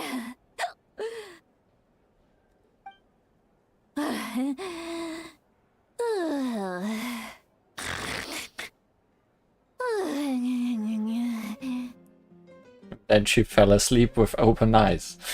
Did she just fall asleep with her eyes open? Oh, jeez. Behind this pitch-black curtain, a chapter of hatred reveals itself. Behind the smoke, the lingering smoke. Oh, and then she starts looking in the future. She's meditating again. She does this whenever she's had a few too many drinks. Her mind's actually racing at this point. It's quite the opposite of sleep. Is this another specialty of the Masters of the Nightwind? No, I'd say it's an ability that's unique to Citlali herself. While she can easily pick up everyone else's skills and tricks, few have been able to master hers. Warning, warning. Red, the color of danger, has now arisen within that pair of eyes. Huh? Are you awake? Traveler? Paimon? What's wrong? I'm gonna hurl. Hang on, just keep it in! Phew. Okay, it's passed. That was a close one. Are you sure you're alright? You had Paimon worried. Paimon really thought you were about to barf all over the table just now. How embarrassing. I'm sorry you had to see me like that. That's never happened before, I swear. I've never thrown up, not once. Didn't ask about before. She definitely has. Are you feeling okay? Want to take a quick walk and get some fresh air? There's so much that I want to say, but I can't. Why not? Of course you can. Just say whatever's on your mind. Please, Paimon, it's not as simple as you think. We've only known each other for a few days, right? What would you think of me if I were to start dumping all of my complaints on you after we've only just met? It's the usual around here. Oh, Paimon gets it. You're hoping that we wouldn't think less of you no matter what you're about to say. No, that wasn't my point at all! Seriously, don't you youngsters know anything about shame? I'm talking about shame! I've lived all these years and still can't get rid of it! Surely, you know the feeling too? Actually, about that. Should we just tell her? Huh? Tell me what? Yeah, this is as good a time as any. Uh-huh. Alright, Citlali. Listen carefully and try not to get too upset. Describe the events that took place during Auroron's rescue as objectively, fairly, and impartially as possible. Citlali shared some of her senses with you through a spell, allowing you to temporarily hear her thoughts.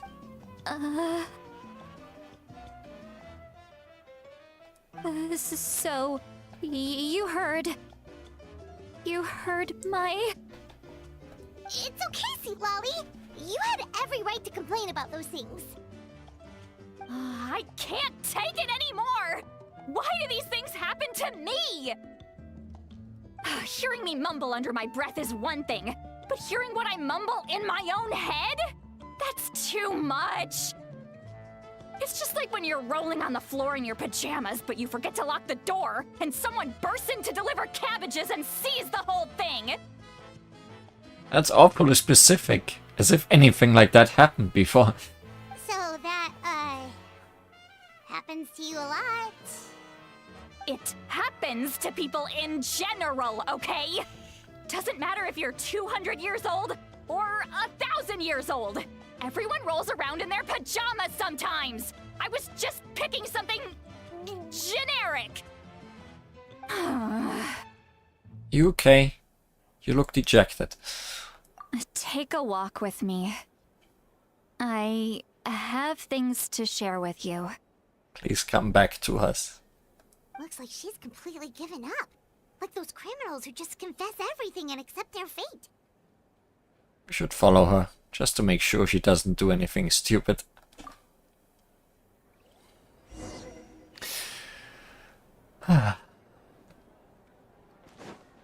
I'm glad that she is who I've been looking forward to, even though the only thing I knew before today was what she looked like.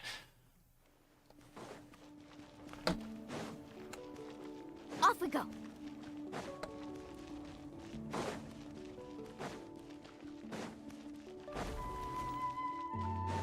Faster.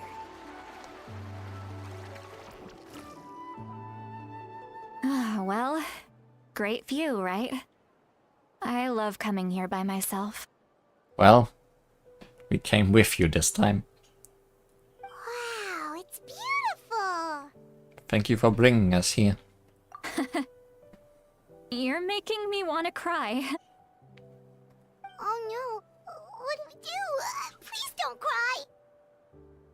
I was an expression, okay? A figure of speech. I'm just... embarrassed. Here you are thanking me, even after you helped me all this time. Let's just have a casual conversation. It's easiest that way. Really? You don't seem like the kind of person who keeps things casual. Well, I guess I used to be more of a stickler for the rules. And you're right, I don't usually open up to the people of my tribe like this. I'm just an eccentric old hag to them. That story's been passed down so long, it might as well be true. But you're just a regular person. The kids of my tribe would have a heart attack if they heard you say that. Granny Eastley is a powerful figure. Be careful around her. That's what they'd say. Maybe Granny Eastley is just her hero name thingy. Ancient name. And it's so overwhelmingly popular that people have different ideas about her. Well, you are powerful. Are they afraid of you? Some are. Others are mad I always come out on top. A few decades like that, and people stop knowing how to deal with you. What about you? Are you scared of me? Only when you are drunk. We don't find you scary at all. Paimon's right. That's because you're not from my tribe. You don't know how many delusions of grandeur I've destroyed just by existing. I make people realize that no matter how hard they work, they'll never become a living legend like me. Oh, not to brag or anything. Maybe it's hard to believe. Just pretend I never said anything. We believe you. Shilonen has full faith in your abilities, and Auroran didn't seem scared of you. He thinks of you as his granny, right? Yes, but Auroran's a special case. Mawika already told you about her plan, and you've given so much help to Auroran and me. You deserve to learn the full truth. Auroran's not like other people. As I mentioned, he was abandoned as a child. The reason being, his soul is incomplete. The Masters of the Nightwind view this as a bad omen, capable of bringing about illness and misfortune. No one knows who his parents were. He was just left on a rock in the wilderness. It's a miracle he wasn't devoured by some wild beast. The Masters of the Nightwind believe they can see human souls, and in Auroran's incomplete soul, they saw a possibility for Natlan. A possibility to turn Auroran into a vessel for lost souls. The ceremony would allow lost souls to gather within him.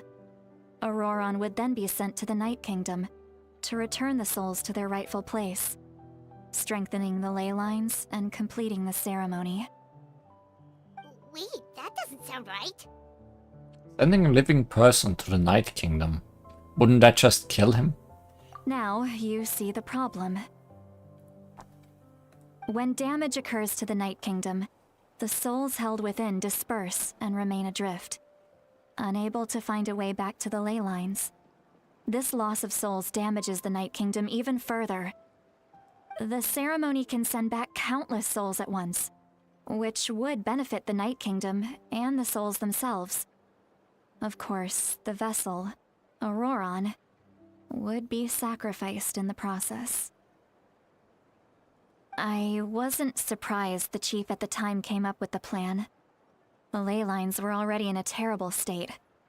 A suitable candidate for the ceremony appears, and now you have the chance to make things better. Of course you're going to take it. When the chief asked for my opinion, I didn't give my approval, but I didn't object either. So they went ahead with the ceremony.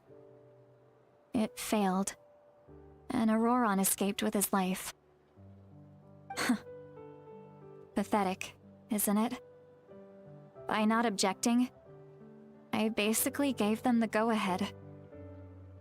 Maybe they didn't have my explicit approval, but it's not like I did the right thing. If the ceremony was successful, Auroran would probably be dead. Of course, in my tribe, death is rarely something to fear. But what kind of message would we be sending by sentencing a newborn to death? By using a human life as a tool? It's not right. So, when I learned the ceremony had failed, I was ashamed by my inaction, and absolutely relieved by the result. the plan was never a secret. Or, I guess I should say, there was no point to keeping it a secret. A simple investigation from Auroron would reveal everything. Everyone thought he would be happy he survived. And he never really said anything to the contrary. But just as I was about to put all of it behind me, he asks this question. Would Natlan have been saved if the ceremony succeeded? Wait, but it's not his fault. He knows that, but he still feels guilty. Auroron has a strong ability to perceive souls, more than any of us.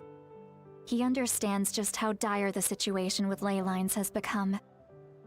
Maybe he chose to work with the Fatui because he still thinks he owes a debt to Natlan. I can only imagine what they told him.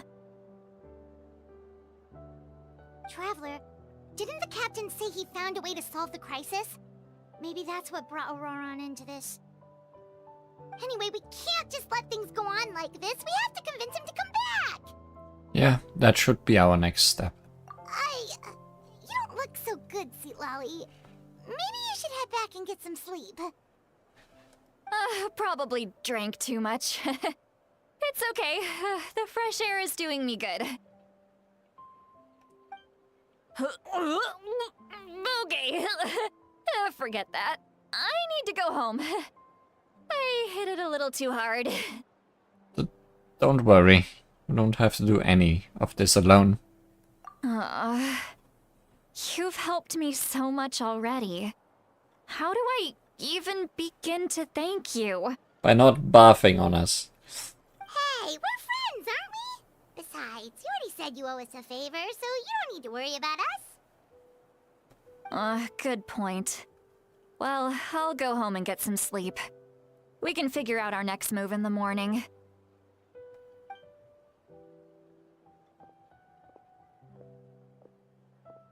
Friends. I like the sound of that.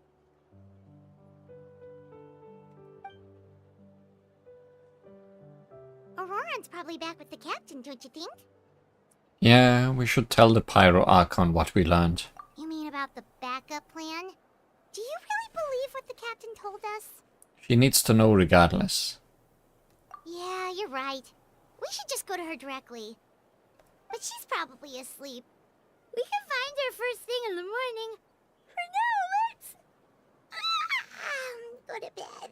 Yeah, it's not like Natlan's gonna end overnight.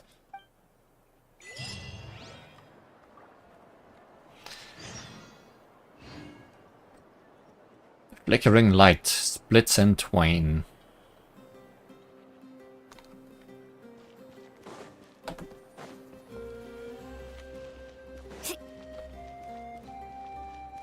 Oh, we are all the way up here, huh?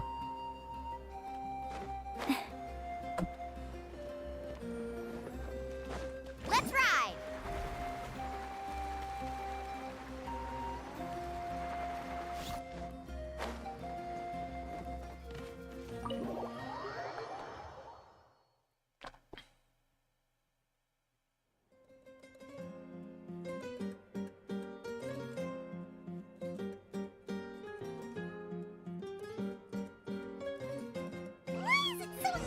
Outside. Paimon still haven't sleep. Well, guess we should see what's going on. Nice sleeping montage.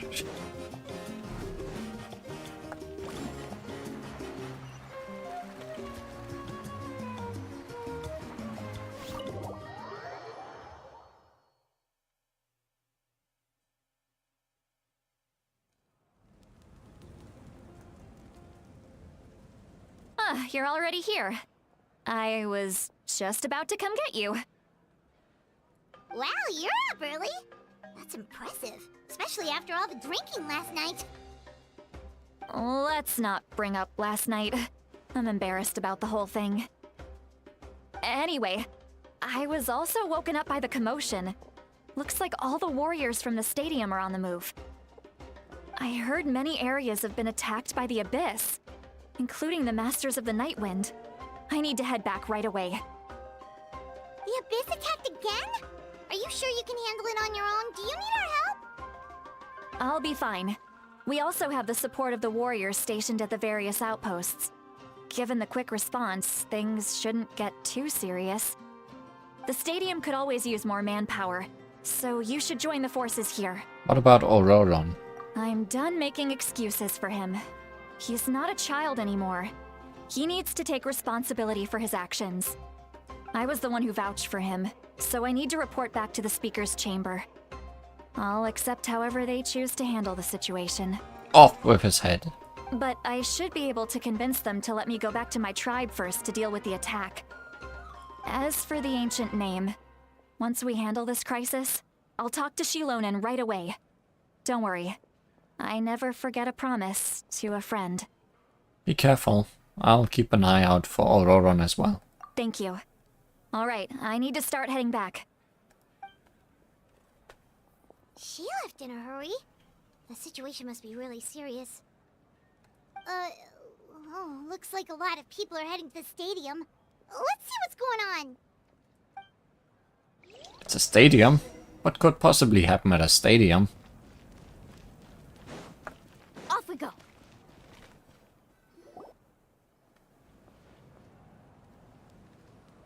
All our friends. Traveler, over here! Perfect. Our star Outlander has appeared. Oh, you're all here! But, what's with the whole Star Outlander thing? Just my way of saying how awesome you are. We've got a real emergency on our hands, so this is the perfect time for you to show off your skills. Alright, but can we get a quick rundown of the situation first? The Abyss suddenly attacked the Collective of Plenty, the Masters of the Nightwind, the Children of Echoes, and a number of our camps and outposts in the wild. All at once? Yes, and the attacks are increasing in frequency. The tribes have plenty of defenses, so they're safe for now, but I can't say the same for the adventurers and merchants stuck in the wild. Your S's also peak a little. Also, everyone seems to have voices. Chaska and I have been searching for survivors and treating the wounded. We just got back, but we need to head out again soon. I plan on heading back to the Collective of Plenty, just in case my tribe needs me. What about you, Mualani? Where are you gonna go? I'll go help the Children of Echoes. They're the closest, so I can start fighting right away. And yours too. What about you guys? We could go together. I need to talk to the Pyro Archon first. Yeah, that does sound important. No worries. Just leave the Children of Echoes to us. Who knows?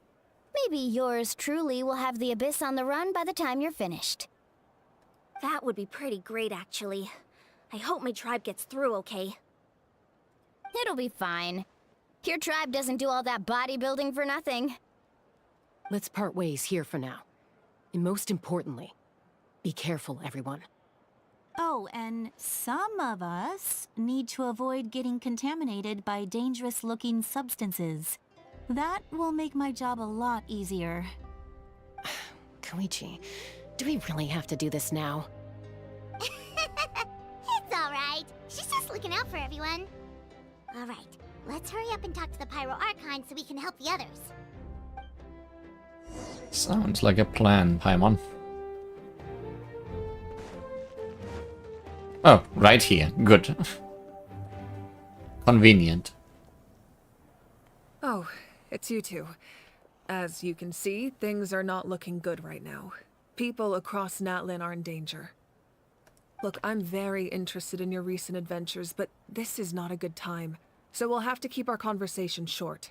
Well, our part is very important, so listen up. That's alright, we're also in a hurry. We're gonna go help the Children of Echoes after this. We met the captain. What?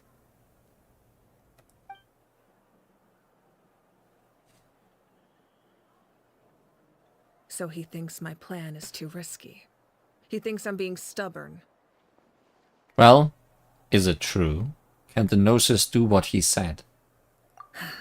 I shouldn't underestimate the Fatui's ability to gather intelligence. The Gnosis does have that function, but there's more to the story. I will answer you honestly, but you must help me keep this a secret. Yeah, at least until we talk to the captain the next time. I can use the power of the Gnosis to save Natlan, but it comes at a heavy price. The Gnosis would drain all the souls and memories from the Night Kingdom and weave them into a giant net, which would surround the ley lines and protect them against abyssal corrosion. Wait, you can use souls to weave a net? But does that mean... Yes. It means sacrificing those souls in the process. Souls are just another form of life. The cruelty of this method is self-evident. The Night Kingdom not only houses the souls of the dead, but also our memories and legends. Using the Gnosis means converting all three into material for the net, erasing our history and culture. Even then, the net can still become corroded. If we cannot find a way to repair the damaged ley lines before that happens, then all those sacrifices are for nothing. Given the enormity of the price, it's a solution I refuse to consider right now. I want us to win, but I also care about how we win, and what that means for us in the end. Now it's true, both plans come at a risk, but after weighing our options, this is our best bet. I'm surprised the Gnosis has this function. It doesn't sound like something an Archon would do. Natlan is unique among the nations of Teyvat. Given the ever-looming threat of the Abyss, the Pyro-Archons had to account for the worst-case scenario. Having a contingency plan is our duty, not just to the people of Natlan, but to all who live on this continent. Who made the Gnosis? And who decides what it can do? Still, this has always been a well-kept secret. I'm very curious how the captain learned this information. Oh, one more thing? The captain said he found another way to solve the problem. Could be equally as extreme, though.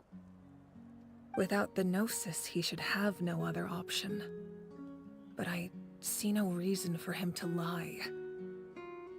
Yes, it's Chekhov's plan now. Seems like our only path forward is to track him down, so he can answer that question for us. But which of the plans is Chekhov's plan? The Gnosis plan or the plan we don't even know yet? What is more Chekhov-y? The Pyro-Archon just shared an important secret with us, and she seems sincere. Figuring out the captain's supposed new way of saving Natlan is the key. Maybe we can combine all the plans. Judging by your expression, you must have doubted me, even if just for a second.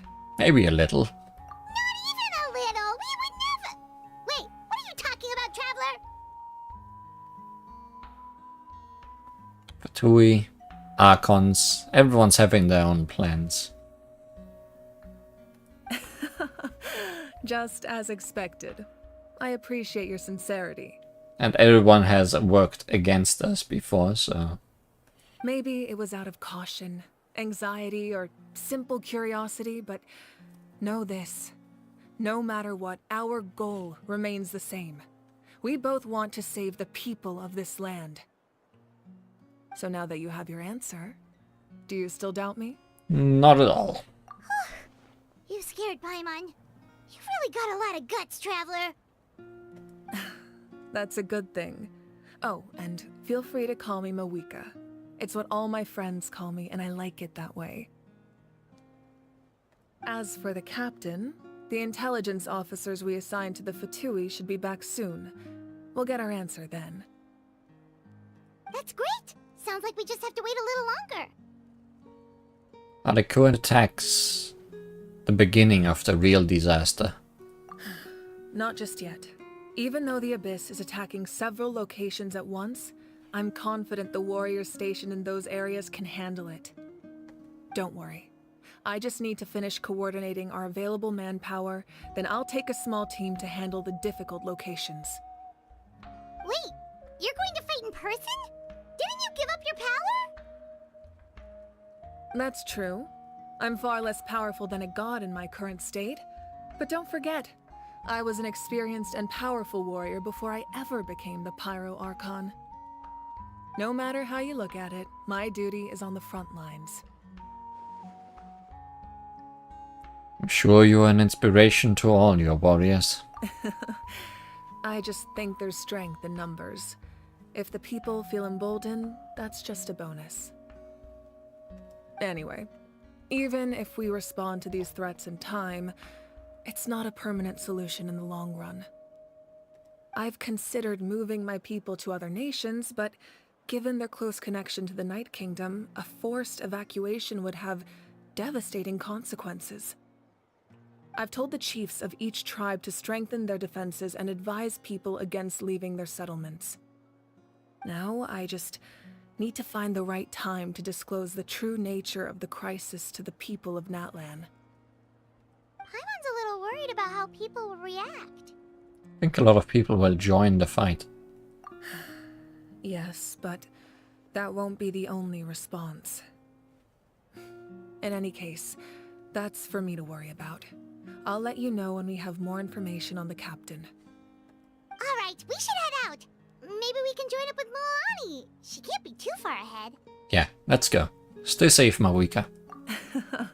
No need to worry about me. No need to worry, you say?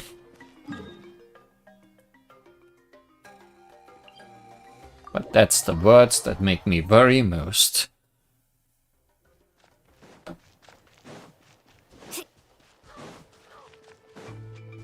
Need a surfboard?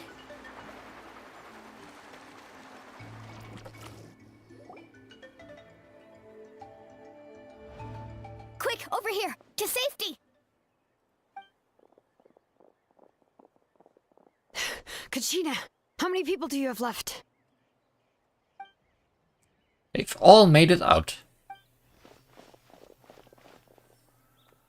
It's Lihuan and Paimon. They're here. What's the situation?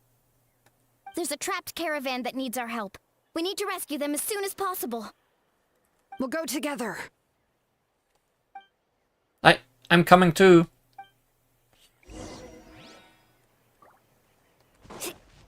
Need a surfboard? I just came from this direction.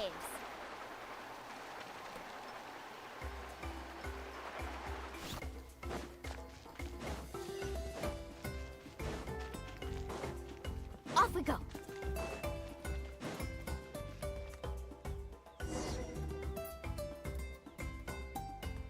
Stay safe. We've got this. Oh hey. Get out your rollerblades.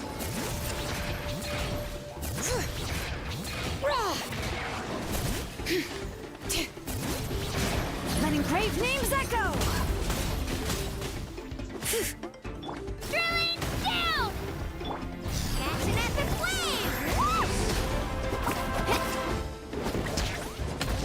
Let's ride!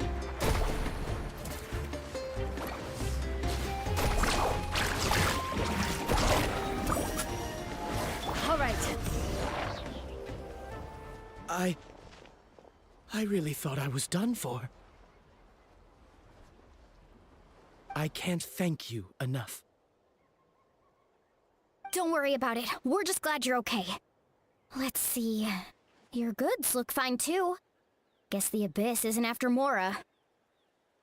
That should be the last abyssal pylon near the Children of Echoes. Phew, that was scary, but we did it. By the way, where's Lolly?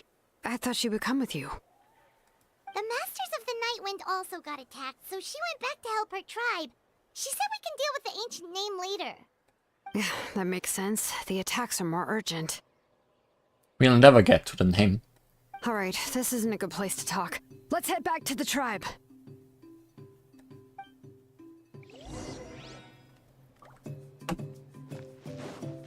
Woohoo!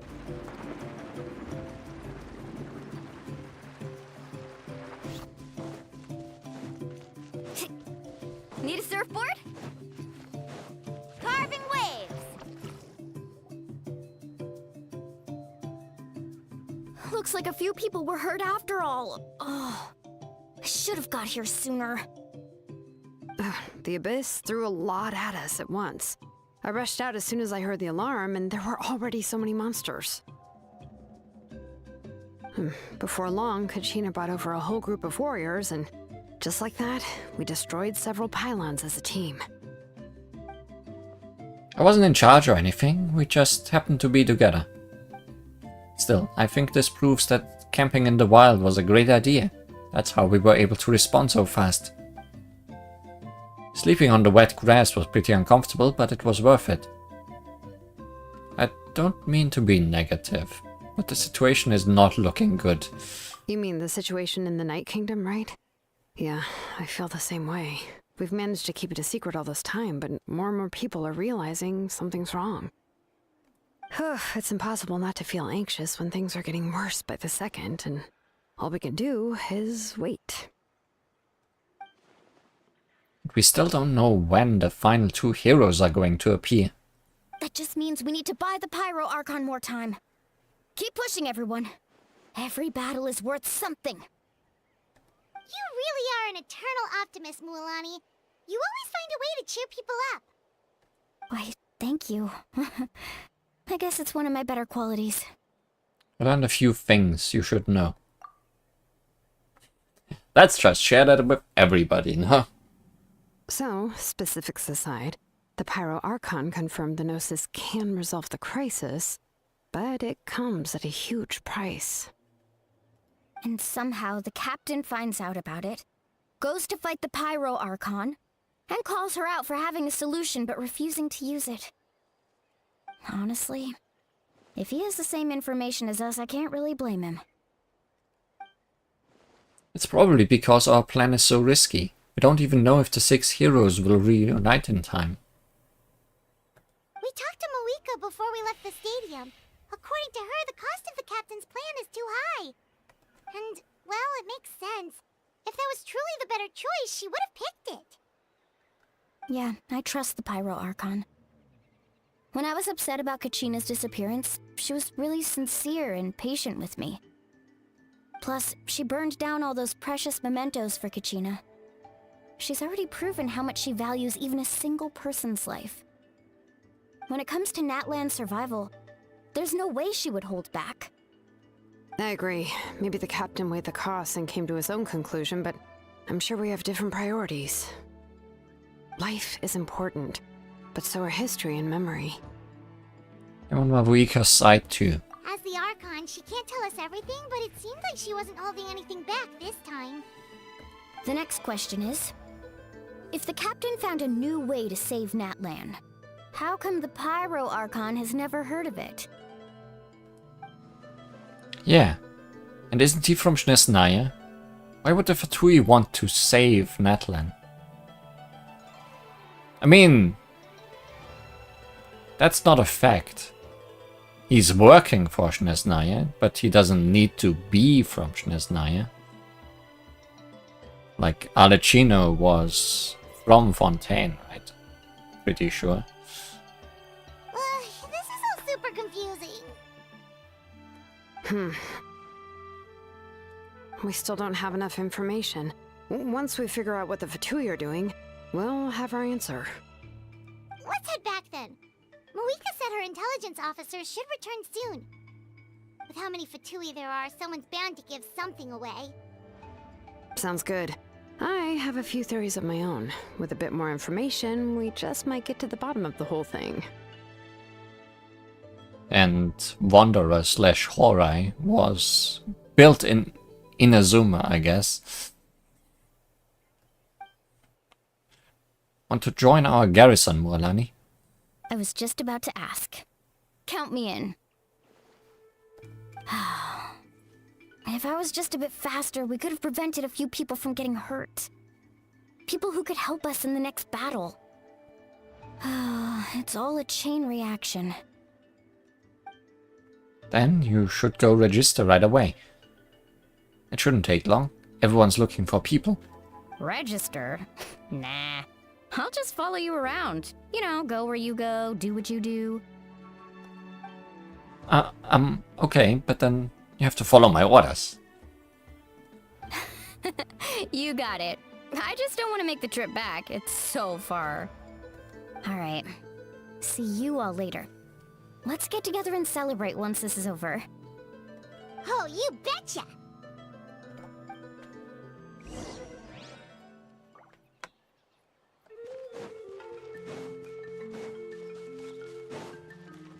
Back to the speaker's chamber.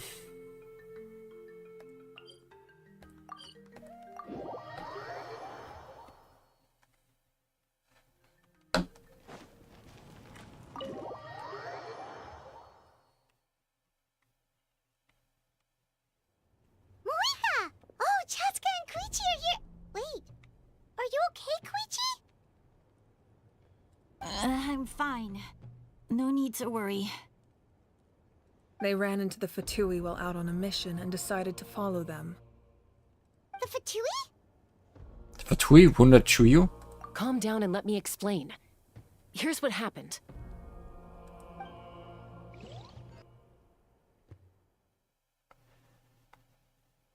Loading happenings. Watch out. It's the Fatui. Were they attacked by the Abyss? No, wait. It looks like they're protecting a group of travelers. Over there. Do you see? You're right. That's a traveling group from Natlan. Could they be trading for something?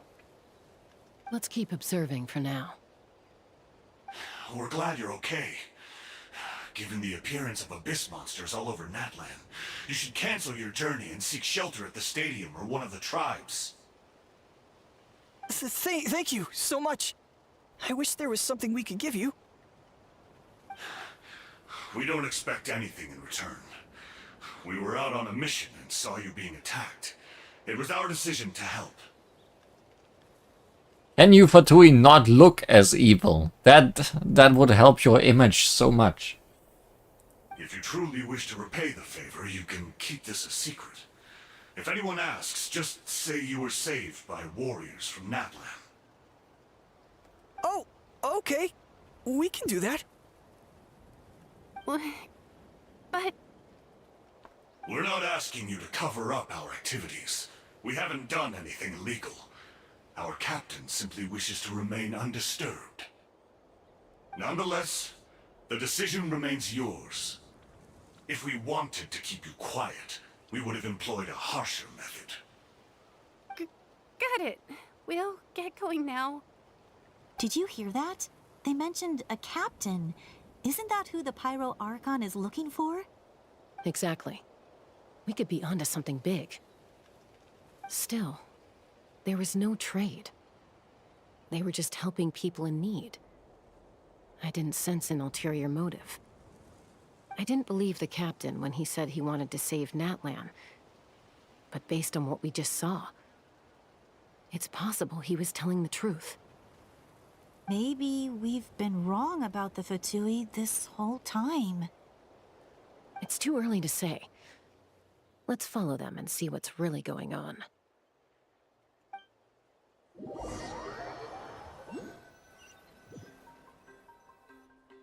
So this is where they were headed.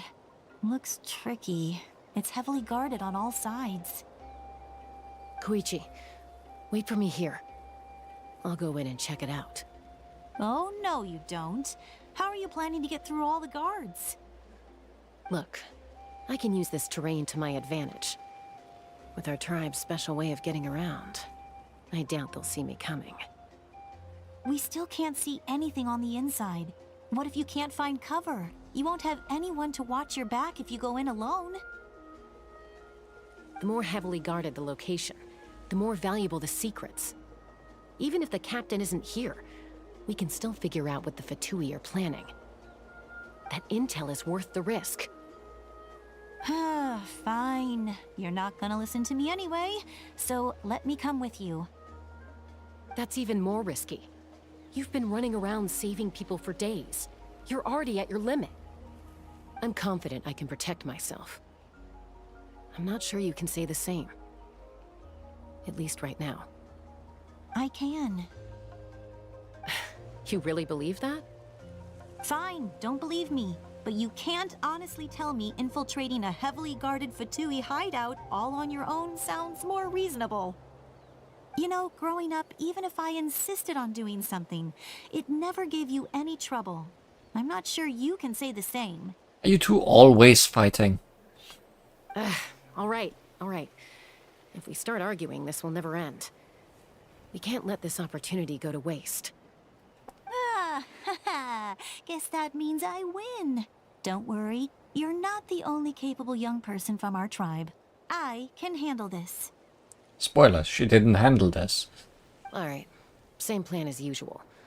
We split up, communicate with hand signals, make sure our blind spots are covered, and support each other once we strike. Got your ropes? Yeah, let's go.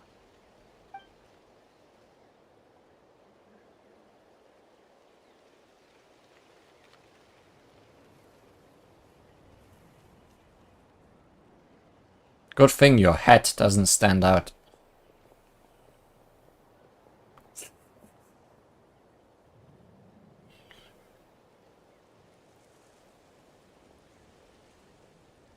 The Fatui have eyes all over this place. I should wait for Koichi's signal.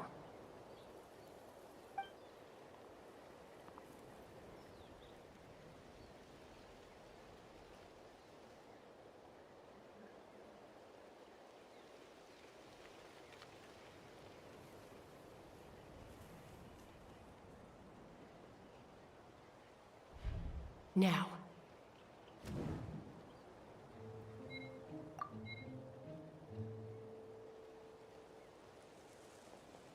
Quick time events incoming.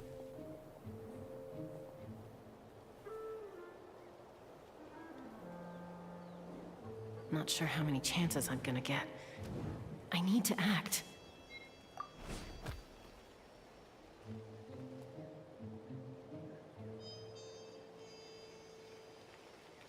So sneaky. Good. I made it without getting caught. I should get to that platform over there. But it's guarded by the Fatui. Koichi should have line of sight. I'll wait for her signal.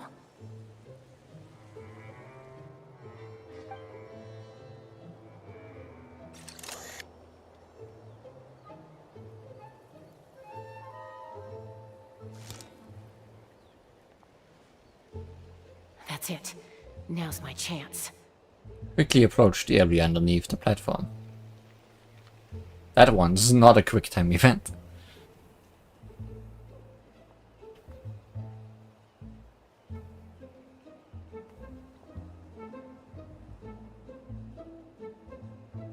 It's no use staying in one place. I should keep moving. Looks like Chaska is helping me by keeping an eye on the Fatui movements. I'll wait for her signal. That was her signal.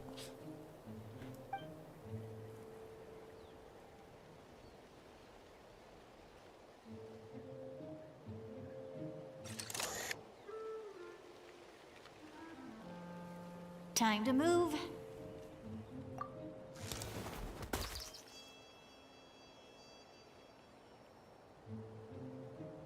Whew. That was close. Almost got caught. With these masks, how do they see? I'm assuming they're like sunglasses. Probably can't make it over in one go. I'll wait for my next chance. Now's my chance.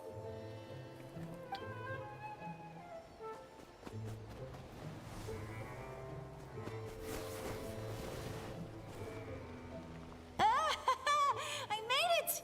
That'll show my sister. Don't get too overconfident, no. Let's see. The Fatui's occupying all the best locations. If we could just get past them somehow. Wait, I've got it! Toss out the mysterious sphere.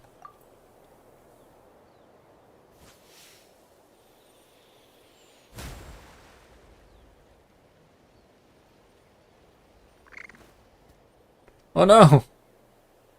Huh? What's that noise? Did something explode? Oh, it stings! What the heck is that? What do you think you're doing? I could ask you the same thing! Good, they're arguing. Looks like they just needed an excuse. They've probably had enough of this job already. The people on the hill over there left to help their comrades. This is our chance.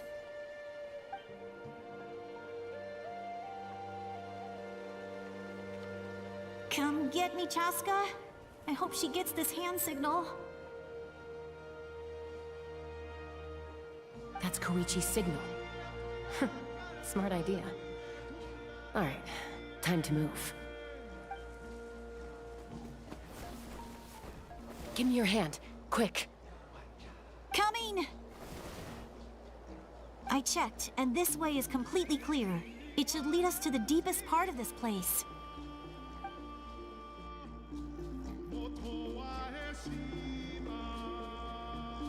This is how gameplay happens if nobody is playable in your party. Well, I was pretty helpful, right? You know, everyone usually jumps at the chance to work with me. Not my own sister, though. No, she avoids me like her life depends on it. I was wrong, Koichi. You've done well. Wait, you're just gonna admit it? Now I look like the mean one. Let's focus on the task at hand. We're in the heart of enemy territory. The more time we waste, the more dangerous this becomes. All right. If you're not gonna take the bait, then I'll drop it. Looks like the Fatui are here to dig something up. I'm surprised they mobilized this many people. I doubt it's because they're interested in our culture and history. Huge dice. It seems like they're looking for a dragon relic called the Source Mechanism. What? The device is ancient. Barely any information survives to this day. And even people from Natlan don't know how to use it. Why would this be the Fatui's target? Not bad. Looks like it's in good shape. This should be what our Lord's looking for. Took us long enough. Come on, let's get this thing back. I'm surprised they named all of these. Back? Back where? Should we keep following? You really want to keep going? Of course. We make a good team, don't you think? No reason to stop now. What was that sound? Uh-oh. We've been spotted. Time to go. Falling rock incoming! Watch out for your gadget! What? You'll regret that! After them! Why did you shout at them? Instead of just running. Once we got them off our tail, we went back to observe some more. They'd collected several identical pieces of something. It looked like they were waiting, though. So we decided to come back. So, Koichi got injured trying to get them off your tail? She pushed herself too hard and collapsed on the way back to the stadium. Oh. Well, I didn't cause you any trouble while we were fighting, right? So my perfect record remains. You've done very well. I could make a comment on knowing your limits, but it's not my place. I know. I'm already reflecting on my actions. So, our current intel suggests the Fatui is after the source mechanism.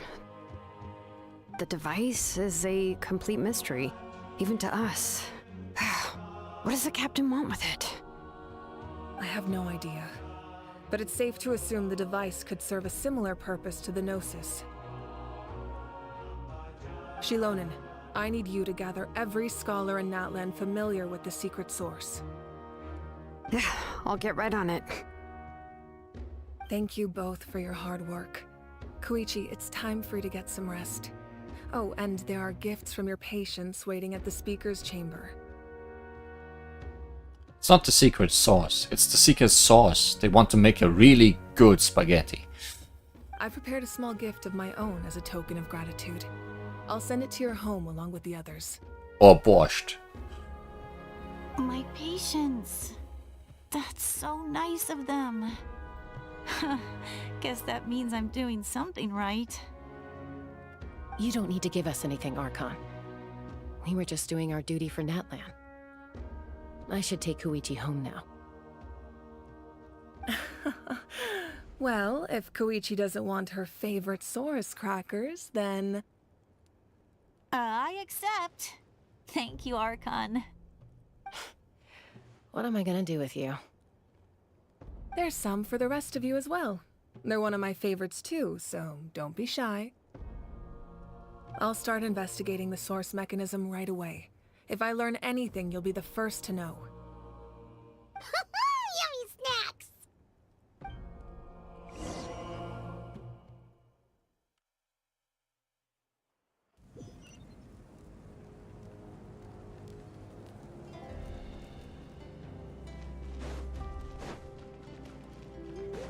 Let's ride!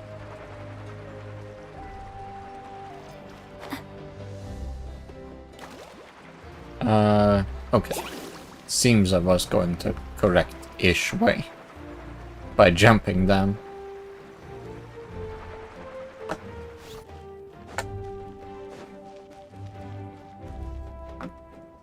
Maybe. Need a surfboard? Carving waves! This stadium is a maze.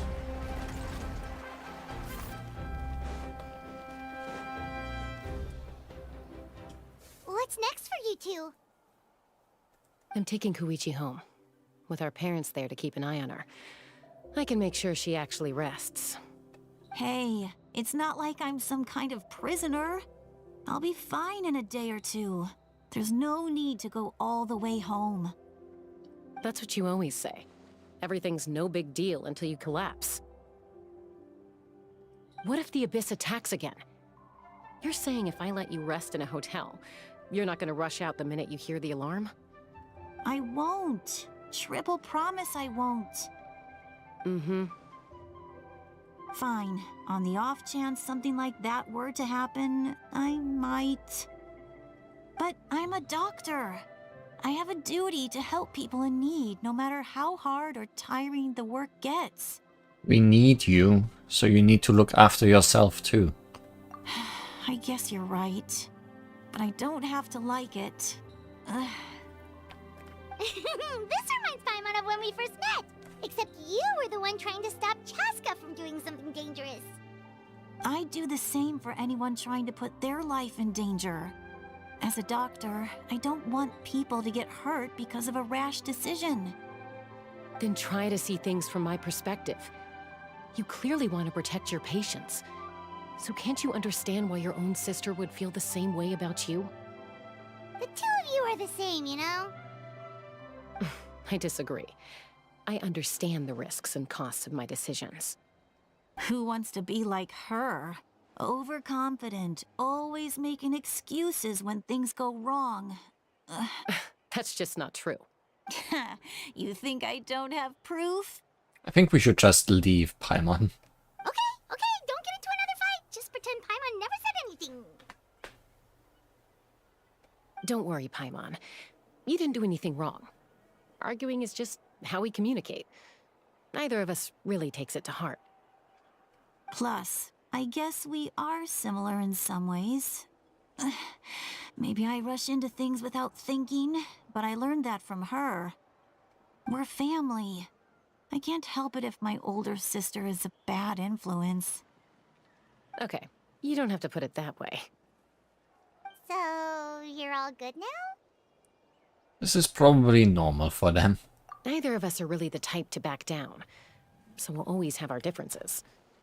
But still, we get along in our own way. Plus, I know you'll wake up one day and realize I was right all along.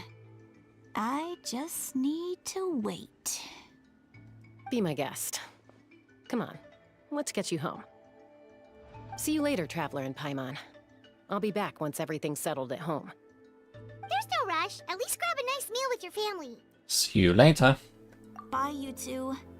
Take care of yourselves out there.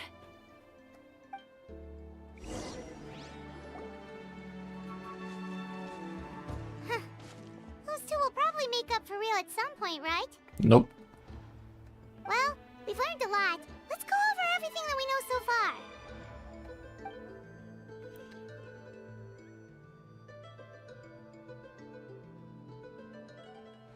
Footsteps.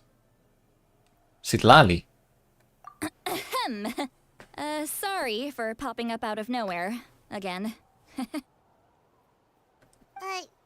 do you look so awkward? Oh, is there something you need from us? Okay, I won't beat around the bush. Oh, and I'm sorry for interrupting your rest. I'll treat you to some charcoal grilled steak to make up for it. Awesome! Just give us your orders! Hey, friends don't order each other around. I'm just here to share some news. Remember what we talked about before parting ways?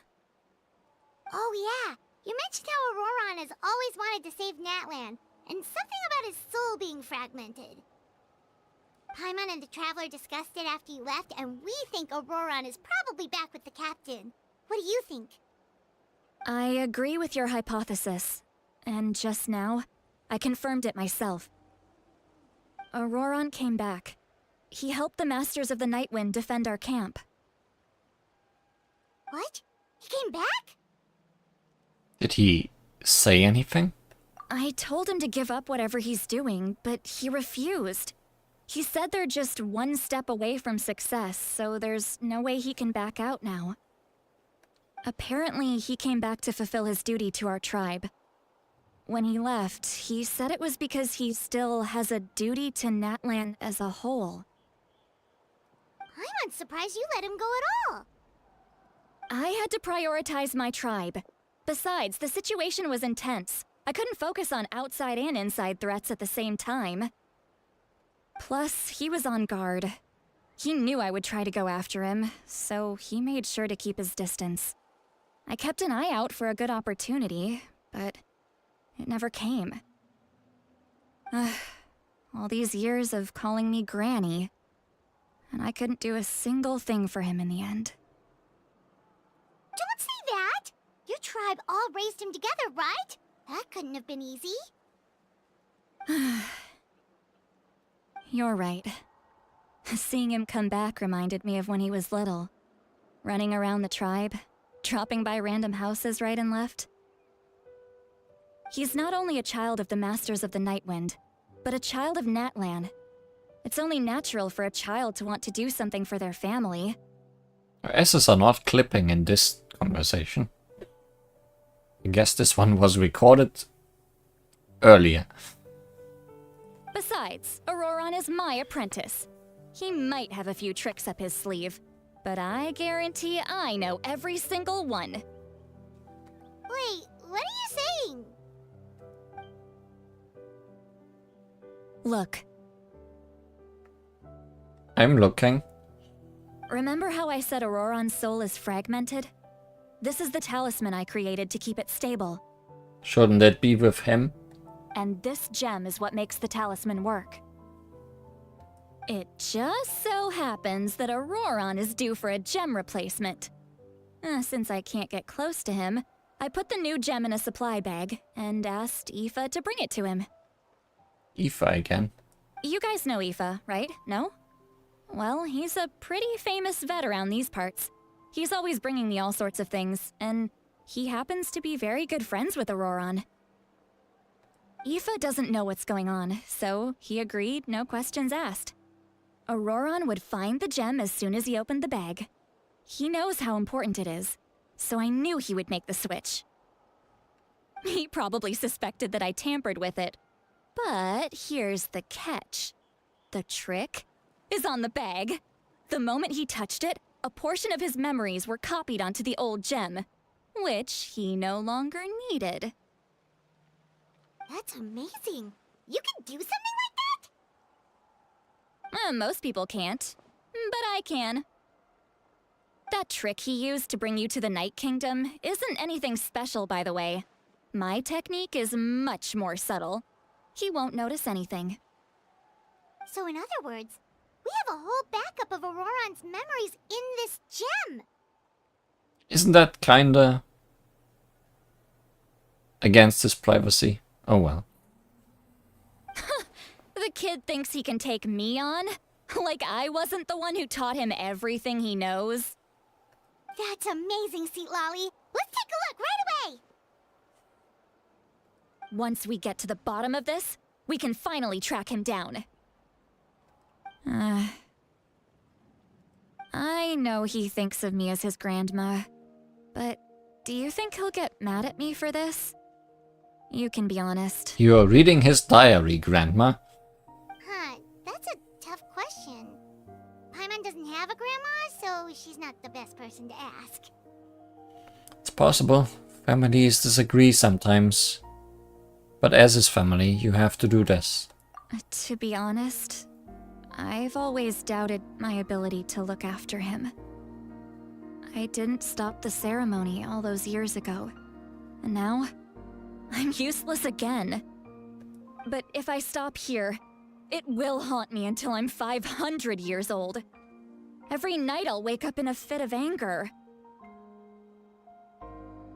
Will we ever know how old you really are? And then start crying. Yeah, you're right. First anger, then tears. Oh, wait! Who are you calling a crybaby? You're just making it worse, Traveler! I need to look at his memory. Even if he resents me, refuses to see me, or runs away for good. I don't care, and I won't blame him. A family does whatever it takes to protect their own. You sure you'll be okay? We can come with you if you want. Did you just say you'll come with me? Is that okay? We have a pretty good reason to see it too, don't we? Because, right, we need leads on the Fatui. Paimon's right. We should be there. You really mean it? Fine, you can come. Just promise me you'll see this through. No backing out. Got it? Don't worry, we're professional adventurers! Then I place my trust in your professionalism. Alright, time to sneak into someone else's memory and engage in some... unwanted spying. You heard it here first. I wouldn't be doing this if I had any other choice. Are you ready? Always. Spying is what we do best.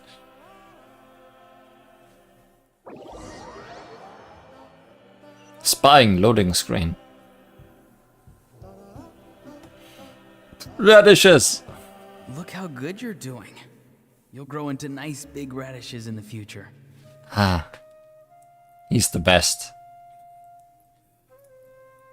Just the biggest connection to the radishes. And you? Aoife says you're taking up too much space, but I think you're a good tree. What do you think? Hey! How's it going, Auroron? Good. How are you, Uncle Okanbi? Can't complain. What you up to? Naming your vegetables again? No, just some idle conversation. Sounds fascinating. What did they say? They told me you were coming and that you would take some produce with you. Only if you're offering. By the way, I ran into Aoife yesterday. He told me Chaska's fostering a saurian at his place. Said the thing trampled over a part of your radish garden. I hope you two didn't get into a huge fight. No, don't worry. I'll find a way for him to make it up to me. I've already wrapped your share of the produce. Here you go. Doesn't look very wrapped to me. You really knew I was coming. That's pretty amazing. Light up the smoke and you can see the path through the shadows. That's what everyone says. Hey, have you seen that strange group of people that just appeared out of nowhere? Appeared out of nowhere? I don't think so. It's the Fatui. Their leader seems like a big deal. He didn't bring many men with him, but they're all elite warriors. It seems like they're looking for someone, but I wouldn't go around asking too many questions. If you run into them, be careful.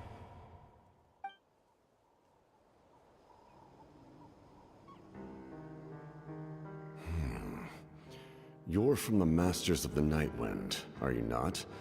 Why do you live here alone? I enjoy living by myself out in the wild. I guess you're from the Fatui, the one everyone's calling a big deal. Not an inaccurate description. I am a pretty big deal, you know. I'm looking for someone who may be known to you. Citlali is her name. Granny? What does an Outlander want with her? I've heard the name. You have business with her? There's no point to further questioning if you insist on hiding things from me. I shall seek answers elsewhere. Oh, he could tell I was lying, and now he's leaving? He gave up just like that? Hey! At least tell me why you're looking for Citlali. It's none of your concern. I have my own means of tracking her down. Just scream Granny really loudly. Why are the Fatui looking for her? What does she have to do with them? I can't just let them go like this. I have to figure out what they're planning.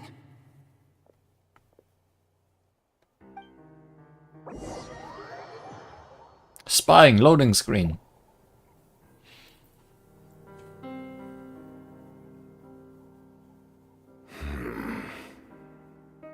They've just been studying the ley lines and asking for leads on Granny. I can definitely rule out some sort of invasion. The situation has seen no true improvement. The Pyro Archon did not fulfill her promise. My lord! I don't have my mask today, so I can see that there's someone over there. Ignore him. He is no threat. He's just a little dog. He knows I'm following him, but he doesn't seem to care. He's strong, I can tell. But there's something unusual about him and also familiar in some way. I can't describe it. Oh. Is he your father or something? What is it? My lord, I feel dizzy. A ley line disturbance. Certain presences have been forced to wander outside their rightful realm.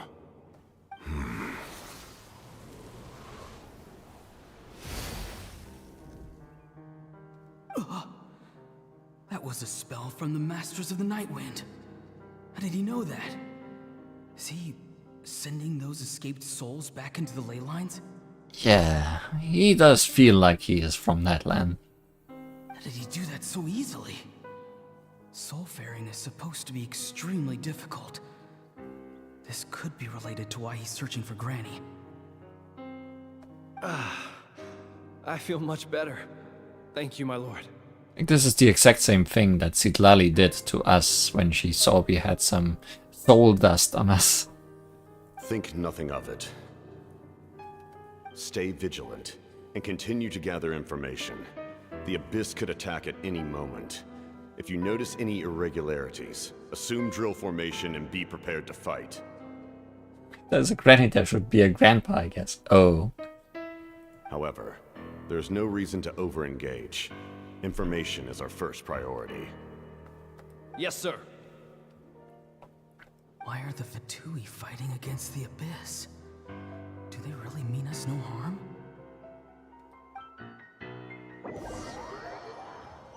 Spying loading screen.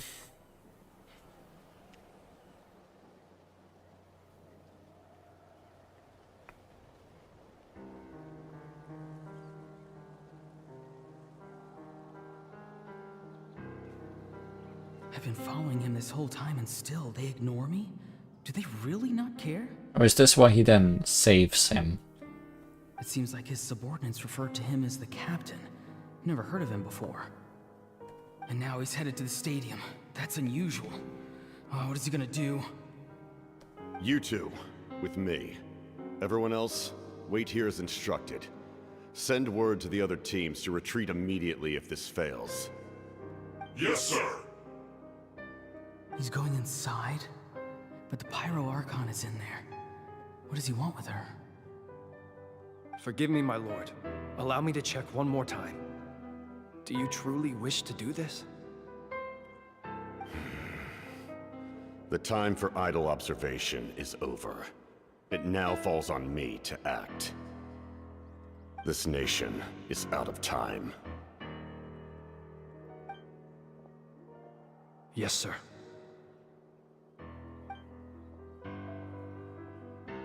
He just walked straight into the stadium. What is he gonna do?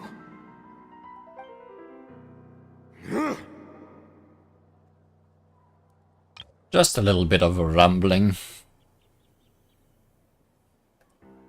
They're both incredibly strong. How long will they have to fight until someone comes out on top?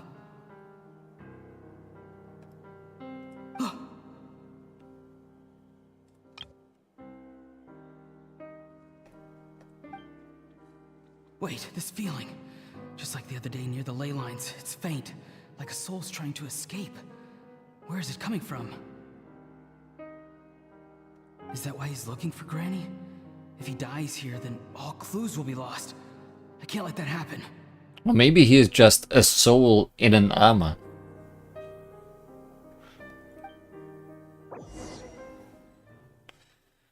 Spying loading screen.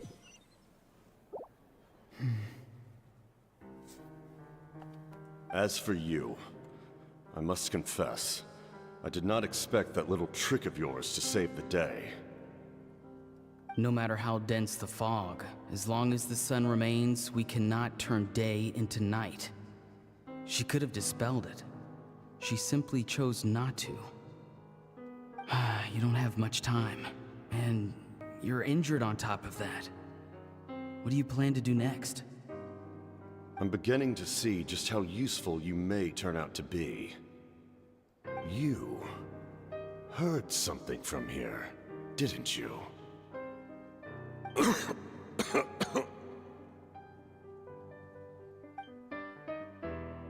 No need to force yourself.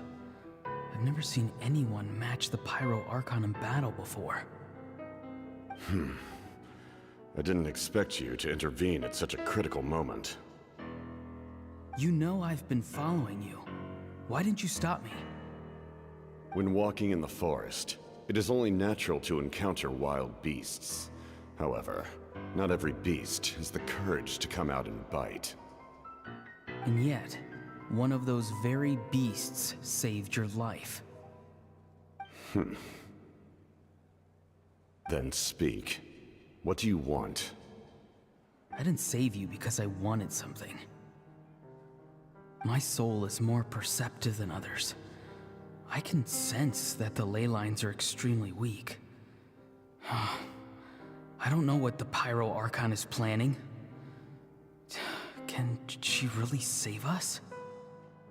The questions you asked her just now, well, I've had very similar doubts.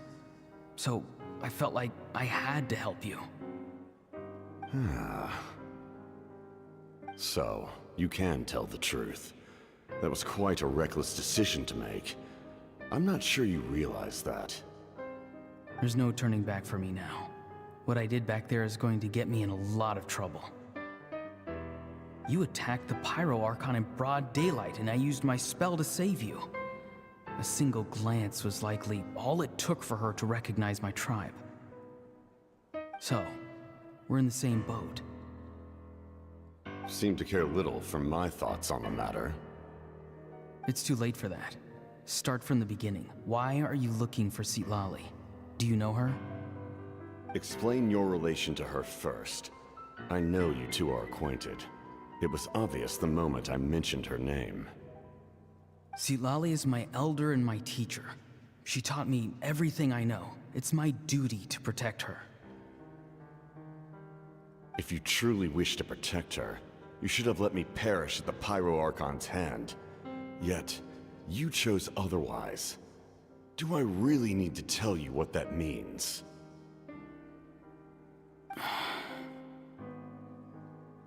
I want to do something to change Natlan for the better. Something I can accomplish with my own two hands. You're stranger than anyone I've ever met. But maybe, just maybe, you can show me the way. Strange? Citlali is said to be the legendary Granny Eastly, someone capable of communicating with the Wyub, and the Wyub are the key to information on the Night Kingdom. Why do you need knowledge on the Night Kingdom?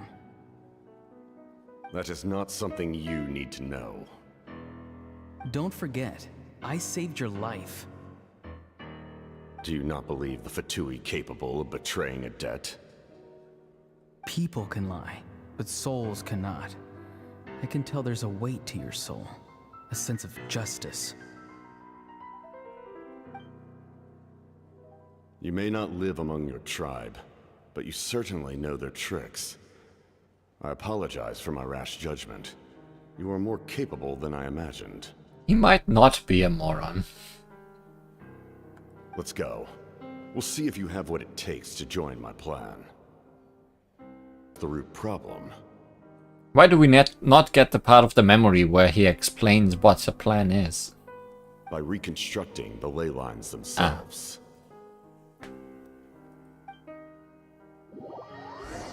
Real loading screen.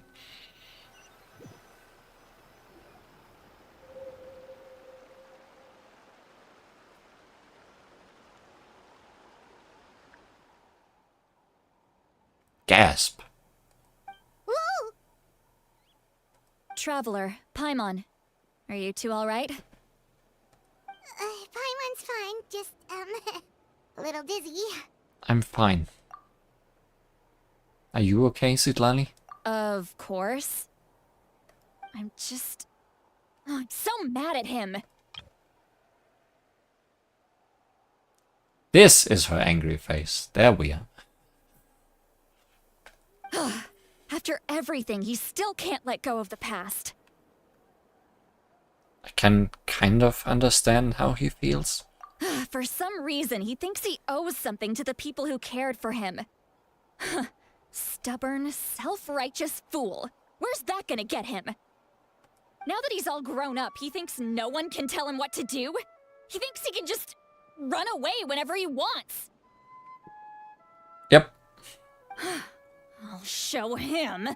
If he tries to run one more time, he's got another thing coming. Maybe stubbornness runs in the family. Like grandmother, like grandson, as they say. Is that supposed to be a compliment? Huh, that kid's got nothing on me.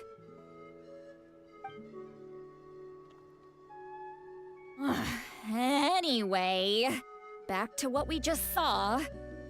I don't even know what to make of it. Yeah, the captain seriously wants to reconstruct the ley lines? What does it even mean? Something like the loom of fate, maybe? But how does it help with the abyss? The loom of fate? Oh, it's kind of hard to explain.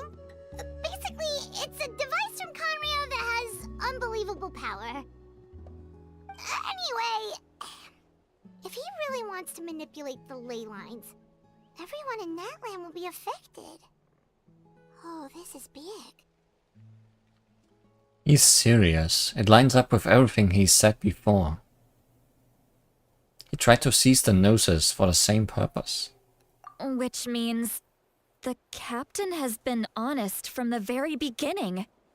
Auroron's memory proves that. Why is he so obsessed with saving Natlan? Oh, we've got to tell Moeka about this right away.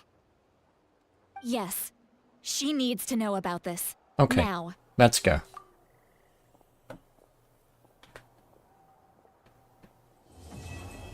Right now. Except not really. But we got behind the smoke and mirrors.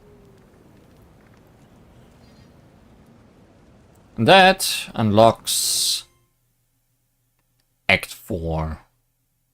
The rainbow destined to burn.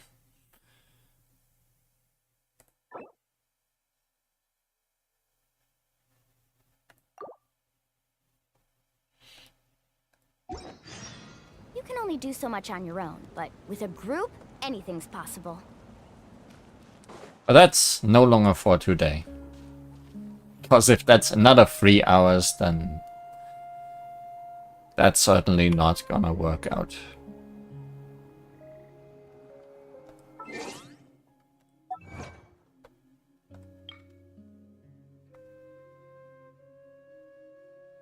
Met the captain. Found out what he's searching for. And completed Smokes and Mirrors.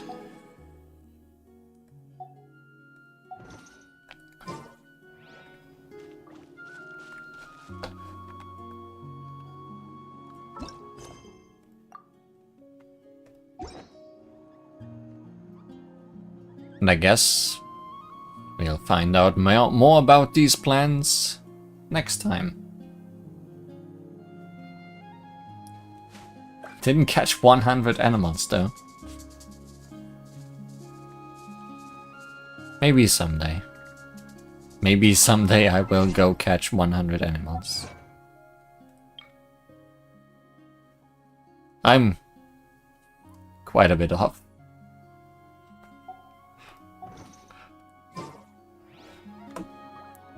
That's just for that achievement and for being able to put them in your teapot. I should fill the teapot with all kinds of crab. How did I not think of that before? Something to think about.